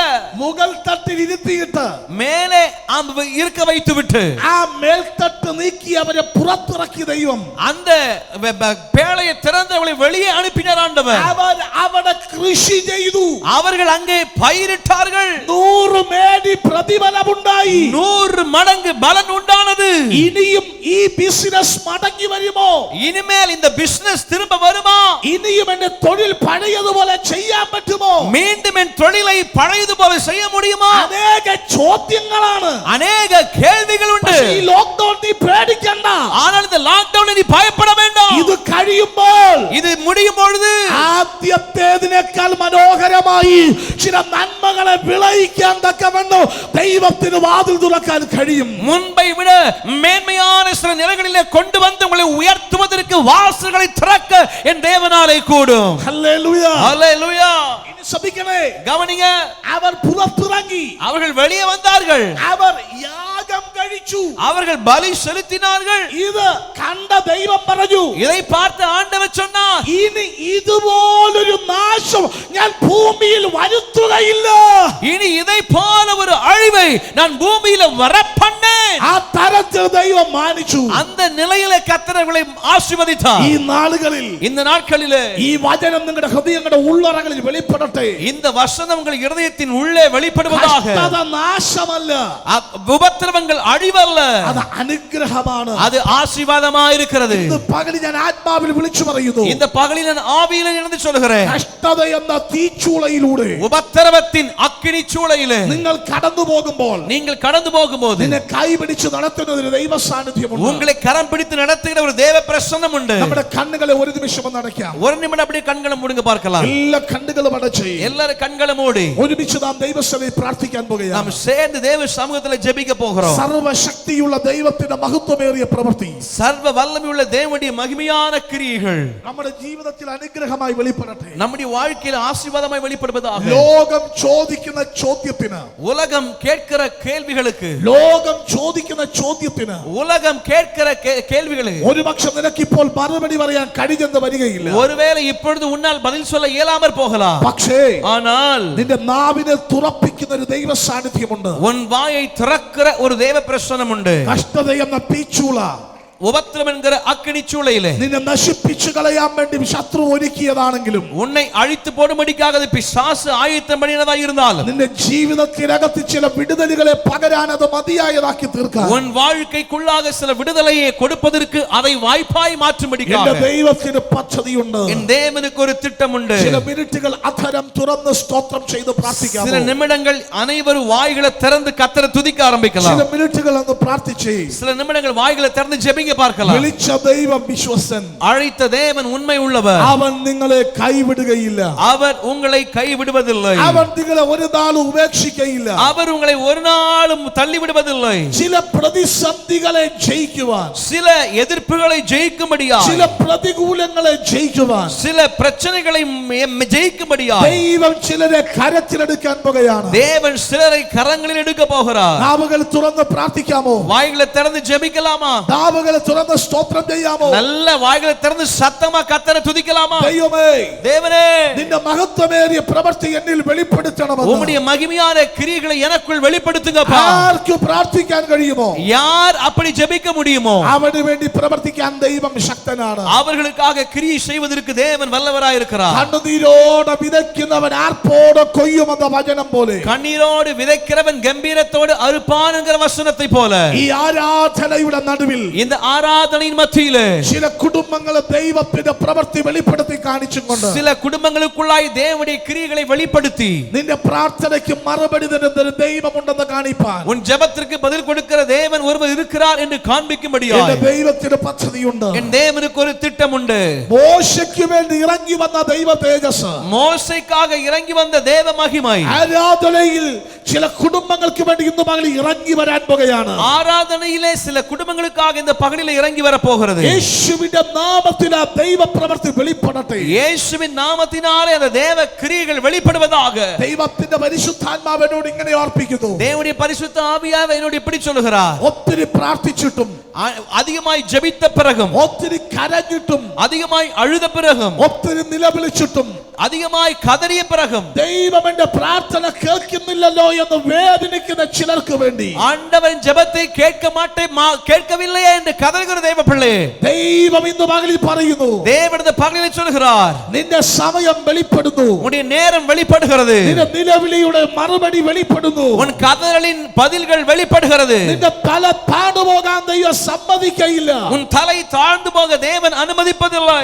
വീണു പോയ ഇടത്തു നിന്ന് തിരികെ കയറാൻ കഴിയുമോ എന്ന് ചോദിക്കുമ്പോൾ എന്റെ ദൈവം പറയുന്നു, ഞാൻ നിന്നെ കൈവിട്ട് കളയുകയില്ല. விழுந்து போன இடத்திலிருந்து மீண்டு வருவேனோ என்று கேட்கிற அந்த இடத்தில் ஆண்டவர் சொல்கிறார், நான் இன்னும் உன்னை கைவிட்டு விடவில்லை. എല്ലാവരും പ്രാർത്ഥിക്കാമോ? எல்லாரும் ஜெபிக்கலாமா? ചില ദൈവിക വിടുതലിന്റെ മഹത്വം ദൈവം പകരപ്പെടുന്നു. சில தெய்வீக விடுதலின் மகிமையை தேவன் பகிர்ந்து கொடுக்கிறார். ഉടഞ്ഞു പോയതിനെ പണിയുന്ന ദൈവ പ്രവൃത്തി വെളിപ്പെടാൻ പോകുകയാണ്. എല്ലാ ദൈവമക്കളും ദൈവത്തോട് പ്രാർത്ഥിച്ചാൽ எல்லா தேவ ஜனங்கள் சேர்ந்து ஜெபிக்க பார்க்கலாம். வாய்களை திறந்து വിളിച്ച ദൈവം വിശ്വസ്തൻ, அழைத்த தேவன் உண்மையுள்ளவர். ദൈവ പ്രവൃത്തി ദൈവം വെളിപ്പെടുത്താൻ പോകുകയാണ്. தேவ கிரியைகளை ஆண்டவர் வெளிப்படுத்த போகிறார். ഒരുമിച്ച് ദൈവമക്കൾ സ്തോത്രം ചെയ്യാമോ? தேவ ஜனங்கள் சேர்ந்து கர்த்தரை துதிக்கலாம். ശൂന്യമായ പടകിനെ നിറച്ചതുപോലെ, வெறுமையான படகை நிரப்பியதை போல ഒരു നിമിഷം കണ്ണുകളെ അടച്ച് സ്തോത്രം ചെയ്ത് പ്രാർത്ഥിച്ചേ. ஒரு நிமிடம் கண்களை மூடி ஸ்தோத்திரம் பண்ணி ஜெபிக்கலாமா? ഈ കാലഘട്ടം കഴിഞ്ഞ് ചില അത്ഭുത സാക്ഷ്യങ്ങളെ പറയാൻ എന്റെ ദൈവം ചില വാതിലുകൾ തുറക്കുന്നു. இந்த நாட்களுக்கு பிறகு சில வாய்களை திறந்து சாட்சிகளை சொல்லும்படிக்கு அற்புதத்தின் வாசல்களின் தேவன் திறக்கிறார். പരിശുദ്ധാത്മാവ് പലരോടും പറയുന്നു, ചില സാക്ഷ്യങ്ങൾ പറയാൻ ചില നാവുകളെ ദൈവം തുറക്കാൻ പോകുകയാണ്. பரிசுத்த ஆவியானவர் பலரோடு சொல்கிறார், சில சாட்சிகள் சொல்லும்படிக்கு தேவன் உன் வாயை திறக்க போகிறார். ചില കുടുംബങ്ങളുടെ തലകളെ ദൈവം ഉയർത്തുവാൻ പോകുകയാണ്. சில குடும்பங்களின் தலைகளை என் தேவன் உயர்த்த போகிறார். ചില കുടുംബങ്ങളുടെ തലയെ ദൈവം ഉയർത്തുവാൻ പോകുകയാണ്. சில குடும்பங்களின் தலைகளை என் தேவன் உயர்த்த போகிறார். പരിശുദ്ധന്റെ സാന്നിധ്യം വെളിപ്പെടുന്ന பரிசுத்தாவின் பிரசன்னம் வெளிப்படுகிறார். ദൈവ മഹത്വത്തെ ദൈവം പകരുവാൻ വേണ്ടി പോകുന്നു. தேவ மகிமையை தேவன் பகிர்ந்து கொடுக்க போகிறார். പരിശുദ്ധാത്മാവിന്റെ ഹൃദയത്തോട് ഇങ്ങനെ പറയുന്നു, பரிசுத்த ஆவியாரின் உள்ளத்தில் இப்படி சொல்கிறார், ദൈവ സഭയുടെ ഉള്ളറയിൽ தேவ சபையின் உள்ளே ദൈവത്തിന്റെ ഒരു പ്രവൃത്തി വെളിപ്പെടാൻ സമയമായി. தேவனுடைய ஒரு கிரியை வெளிப்பட நேரம் ചില வந்திருக்கிறது. വെല്ലുവിളികളെ ദൈവം തകർത്ത് കളഞ്ഞിട്ട് சில சவால்களை தேவன் உடைத்தெறிந்து கொண்டு ഒരു റോക്കറ്റ് പോലെ കുതിച്ചുയരുന്ന അളവിൽ, ஒரு ராக்கெட் புறப்படுவதை போல உயர்ந்து பறக்கிற அளவில் ഈ ആലയത്തിനകത്ത് ചില ദൈവിക പ്രവൃത്തികൾ നടക്കാൻ പോകുകയാണ്. இந்த ஆலயத்துக்குள்ளாக சில தெய்வீக கிரியைகள் நடக்க போகிறது. പൗലോസിനെയും ബർന്നബാസിനെയും എന്റെ വേലയ്ക്കായി വേർതിരിപ്പിൻ എന്ന് ദൈവാത്മാവ് പറഞ്ഞതുപോലെ, பவுலையும் பர்னபாவையும் என் வேலைக்காக ஊழியத்துக்காக பிரித்து விடுங்க என்று தேவ ஆவியானவர் சொன்னதை போல ചില വ്യക്തികളെ ദൈവം മുദ്രയിട്ട് തന്റെ പ്രവൃത്തിക്ക് വേണ്ടി മാറ്റി നിർത്തുന്ന ഒരു ആത്മീക വെളിപ്പാട് പരിശുദ്ധാത്മാവിനെ കാണിക്കുന്നു. சில நபர்களை முத்திரையிட்டு தேவ ஆவியாவுடைய திட்டங்களுக்காக பிரித்தெடுப்பதை ஆவியானவர் காண்பிக்கிறார். ഇതുവരെ സഭ കാണാത്ത ഒരു ദൈവിക പ്രവൃത്തിയിലേക്ക്, ഒരു പുതിയ പാറ്റേണിലേക്ക് എന്റെ ദൈവ സഭയെ നയിക്കുവാൻ വേണ്ടി പോകുകയാണ്. இதுவரைக்கும் காணாத ஒரு பின்னணியத்துக்கு, ஒரு தேவ கிரியைகளுக்கு நேரக்கத்த சபையை கொண்டு போவதை ஆவியானவர் காண்பிக்கிறார். ഒരു വലിയ ദൈവ സാന്നിധ്യം വെളിപ്പെടുന്നു. ஒரு பெரிய தேவ பிரசன்னம் வெளிப்படுகிறது. ഒരു വലിയ ദൈവ സാന്നിധ്യം വെളിപ്പെടുന്നു. ஒரு பெரிய தேவ பிரசன்னம் வெளிப்படுகிறது. ഒരു വലിയ ദൈവിക അഗ്നിയെ ദൈവം വീണ്ടും കത്തിക്കാൻ പോകുകയാണ്. ஒரு பெரிய கர்த்தருடைய அக்கினி ஆண்டவர் மீண்டும் பற்றி எரிய செய்ய போகிறார். ഒരു പുതിയ ദൈവ ശക്തിയെ ദൈവം പകരാൻ പോകുകയാണ്. ஒரு புதிய தேவ வல்லமை ஆண்டவர் மறுபடி கொடுக்க போகிறார். ചില മിനിറ്റുകൾ സ്തോത്രം ചെയ്ത് പ്രാർത്ഥിച്ചു. சில நிமிடங்கள் ஸ்தோத்திரம் பண்ணி ஜெபம் பண்ணுங்க பார்க்கலாம். കർത്താവേ, നിന്റെ ശക്തി എന്റെ മേൽ പകരണം. ஆண்டவரே, உம்முடைய வல்லமை எங்கள் மீது பகிர்ந்து கொடுக்க வேண்டும். ദൈവമേ, നിന്റെ സാന്നിധ്യം എന്റെ മേൽ പകരണം. ஆண்டவரே, உம்முடைய பிரசன்னத்தை அங்க மேல ஊற்ற வேண்டும். ஆண்டவரே, ദൈവമേ, നിന്റെ കൃപ നീ എന്റെ മേൽ പകരണം. தேவனே, உம்முடைய கிருபைகள் மீது ஊற்றுவீராக. നിന്റെ അഭിഷേകം എന്റെ മേൽ പകരണം. உம்முடைய அபிஷேகத்தை எங்கள் மீது ஊற்றுவீராக. നിന്റെ അഭിഷേകത്തിന്റെ ശക്തി എന്റെ മേൽ പകരണം. உம்முடைய அபிஷேகத்தின் வல்லமை எங்கள் மீது ஊற்றுவீராக. നിന്റെ അഭിഷേകത്തിന്റെ മഹത്വം എന്റെ മേൽ പകരണം. உம்முடைய அபிஷேகத்தின் மகிமை எங்கள் மீது ஊற்றுவீராக. ദൈവ സഭയ്ക്കകത്ത് ഒരു പുതിയ അഭിഷേകം ദൈവം പകരാൻ പോകുകയാണ്. தேவ சபைக்குள்ள கர்த்தர் புதிய அபிஷேகத்தை ஊற்ற போகிறார். ദൈവ സഭയ്ക്കകത്ത് ഒരു പുതിയ അഭിഷേകം ദൈവം പകരാൻ പോകുകയാണ്. தேவ சபைக்குள்ள கர்த்தர் புதிய அபிஷேகத்தை ஊற்ற போகிறார். നീ പരാജയപ്പെടാൻ ദൈവം സമ്മതിക്കില്ല. நீ தோற்று போக தேவன் அனுமதிக்க നീ மாட்டார். പരാജയപ്പെടാൻ ദൈവം സമ്മതിക്കില്ല. நீ தோற்று போக தேவன் அனுமதிக்க மாட்டார். ഒരു വലിയ ദൈവ സാന്നിധ്യം വ്യാപരിക്കുന്നു. ஒரு பெரிய தேவ பிரசன்னம் அசைவாடுகிறது. ഒരു വലിയ ദൈവ ശക്തി ചലിക്കുകയാണ്. ചെയ്യുകയാണ്. பெரிய தேவ வல்லமை அசைவாடுகிறது. ചിലതിനെ പറിച്ചു കളയാൻ, சிலரை பிடுங்கி சிலரை பிடுங்கிடும்படியாய், ഉടച്ചു കളയാൻ சிலவற்றை உடைத்து போடும்படியாய் ഒരു ദൈവിക ശക്തി സഭയിൽ വ്യാപരിക്കുന്നു. ஒரு தெய்வீக வல்லமை சபையிலே கிரியை செய்கிறது. പൗലോസിന്റെ കയ്യിൽ കടിച്ചു തൂങ്ങിയ അണലിയെ, பவுலின் கையில கடித்து தொங்கிய அந்த விஷப்பாம்பை അതിനെ തീയിൽ കുടഞ്ഞു കളഞ്ഞതുപോലെ அதை அக்கினியில உதறி தள்ளியதை போல ദൈവസഭയെ, தேவ சபையை കഴിഞ്ഞ ഒരാണ്ടും 3 മാസക്കാലമായി വേട്ടയാടുന്ന ചില വിഷസർപ്പങ്ങളെ ഇന്ന് പകൽ സഭ കുടഞ്ഞു കളയുകയാണ്. கடந்த ஒரு ஆண்டு 3 மாதங்களாக சபையை வேட்டையாடுகிற சில விஷ ஜந்துக்களை கர்த்தர் உதறி தள்ளுகிறார். കരമടിച്ചാത്മാവിൽ സ്തോത്രം ചെയ്യാമോ? கைகளை தட்டி ஆவியில கர்த்தரை மகிமைப்படுத்தலாமா?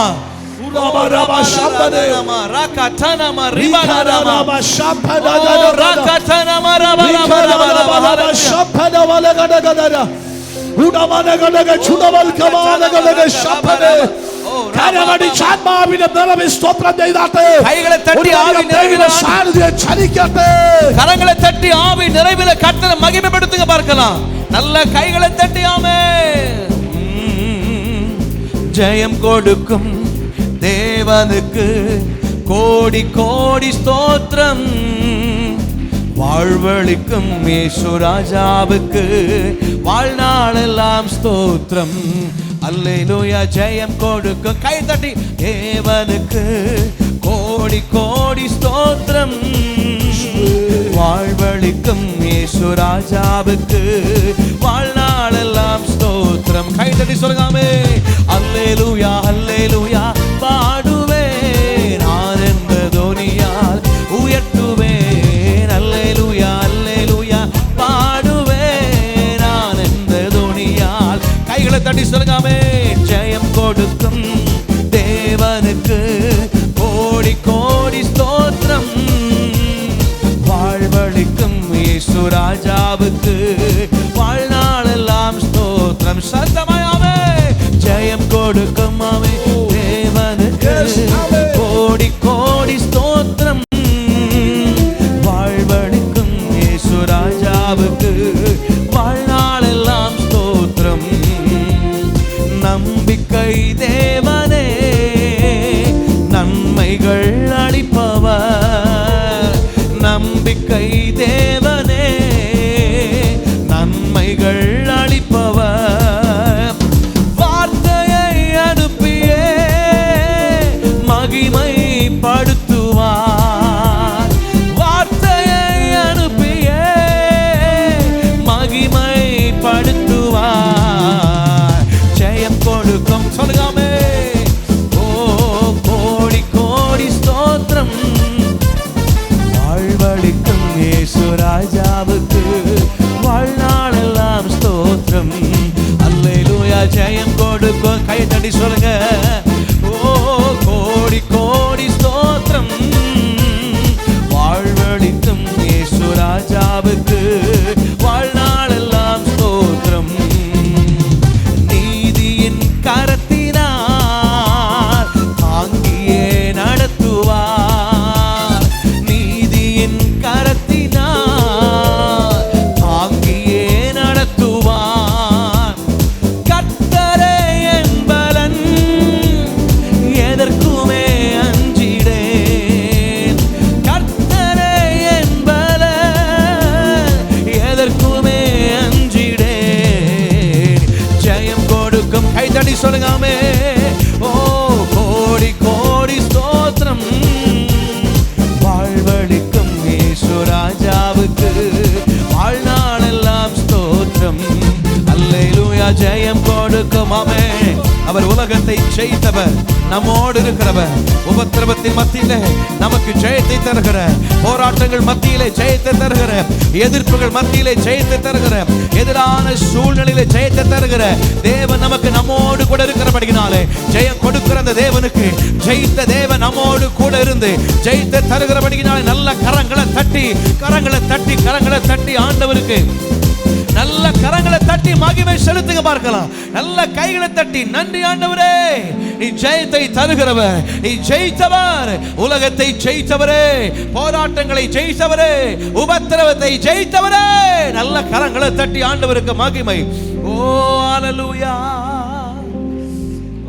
കഷ്ടതയുടെ ഉള്ളറ നിന്റെ ജീവിതത്തിൽ വെളിപ്പെടുമ്പോൾ നിന്നെ തകർത്ത് കളയുവാൻ വേണ്ടിയല്ല ദൈവം അത് ഒരുക്കിയത് എന്ന് നീ തിരിച്ചറിയാൻ പോകുകയാണ്. ഉപദ്രവത്തിൻ കാര്യങ്ങൾ உன் வாழ்க்கையிலே அதிகமாக எழும்பும்போது அது உன்னை அழித்து போடுவதற்காக அல்ல, உன்னை உருவாக்குவதற்காக கர்த்தர் அனுமதிக்கிறார் என்பதை புரிந்து கொள்ள வேண்டும். കർത്താവ് വിളിച്ചു പറഞ്ഞതുപോലെ, ஆண்டவர் சொல்வதை போல, ലോകത്ത് നിങ്ങൾക്ക് കഷ്ടം ഉണ്ട്, உலகத்தில் உங்களுக்கு உபத்திரவம் உண்டு, എങ്കിലും ധൈര്യപ്പെടുവിൻ, ஆனாலும் திடன் கொள்ளுங்கள், ഞാൻ ലോകത്തെ ജയിച്ചിരിക്കുന്നു. நான் உலகத்தை ஜெயித்தேன். പിതാവേ, பிதாவே, ഈ ജനത്തെ കാൽവരി രക്തത്താൽ ഞങ്ങൾ മുദ്രയിട്ട് പ്രാർത്ഥിക്കുന്നു. இந்த ஜனங்களை கல்வாரி இரத்தத்தினாலே முத்திரையிட்டு ഈ ஜெபிக்கிறேன். ദിവസങ്ങളിൽ ഒരു പുതിയ പുതുക്കത്തോടെ இந்த നാட்களில் ஒரு புதிதாக்கப்பட்ட நிலையிலே ദൈവ പ്രവൃത്തി ഈ ജനത്തിൽ വെളിപ്പെടുവാൻ தேவ கிரியைகள் நம்முடைய ஜனங்களுக்கு வெளிப்படும்படியாக ദൈവനാമത്തിൽ പ്രാർത്ഥിക്കുന്നു. நாங்கள் தேவனுடைய நாமத்தில் ஜெபிக்கிறோம். കർത്താവേ, ഒരു കഴുകനെ പോലെ ഉയരങ്ങളിൽ പറന്നുയരാൻ ഈ സഭയ്ക്ക് ദൈവം മുഖാന്തരങ്ങൾ ഒരുക്കുവാനായി പ്രാർത്ഥിക്കുന്നു. ஆண்டவரே, ஒரு கழுகை போல நம்முடைய ஜனங்கள் பறந்து உயர்வதற்கு கர்த்தர் சபைக்கு வாசல்களை ஏற்படுத்துகிற கிருபைக்காக நன்றி. അതിന് വിരോധമായ സകല തടസ്സങ്ങളെ ശാസിക്കുന്നു. அதற்கு எதிரான எல்லா தடைகளையும் முறியடிக்கிறோம். ദൈവ ദിവസങ്ങൾ വലിയവ ചെയ്യുന്നതിനായിട്ട് നന്ദി. தேவன் செய்கிற பெரிய காரியங்களுக்காக ஸ்தோத்திரம். യേശുവിൻ നാമത്തിൽ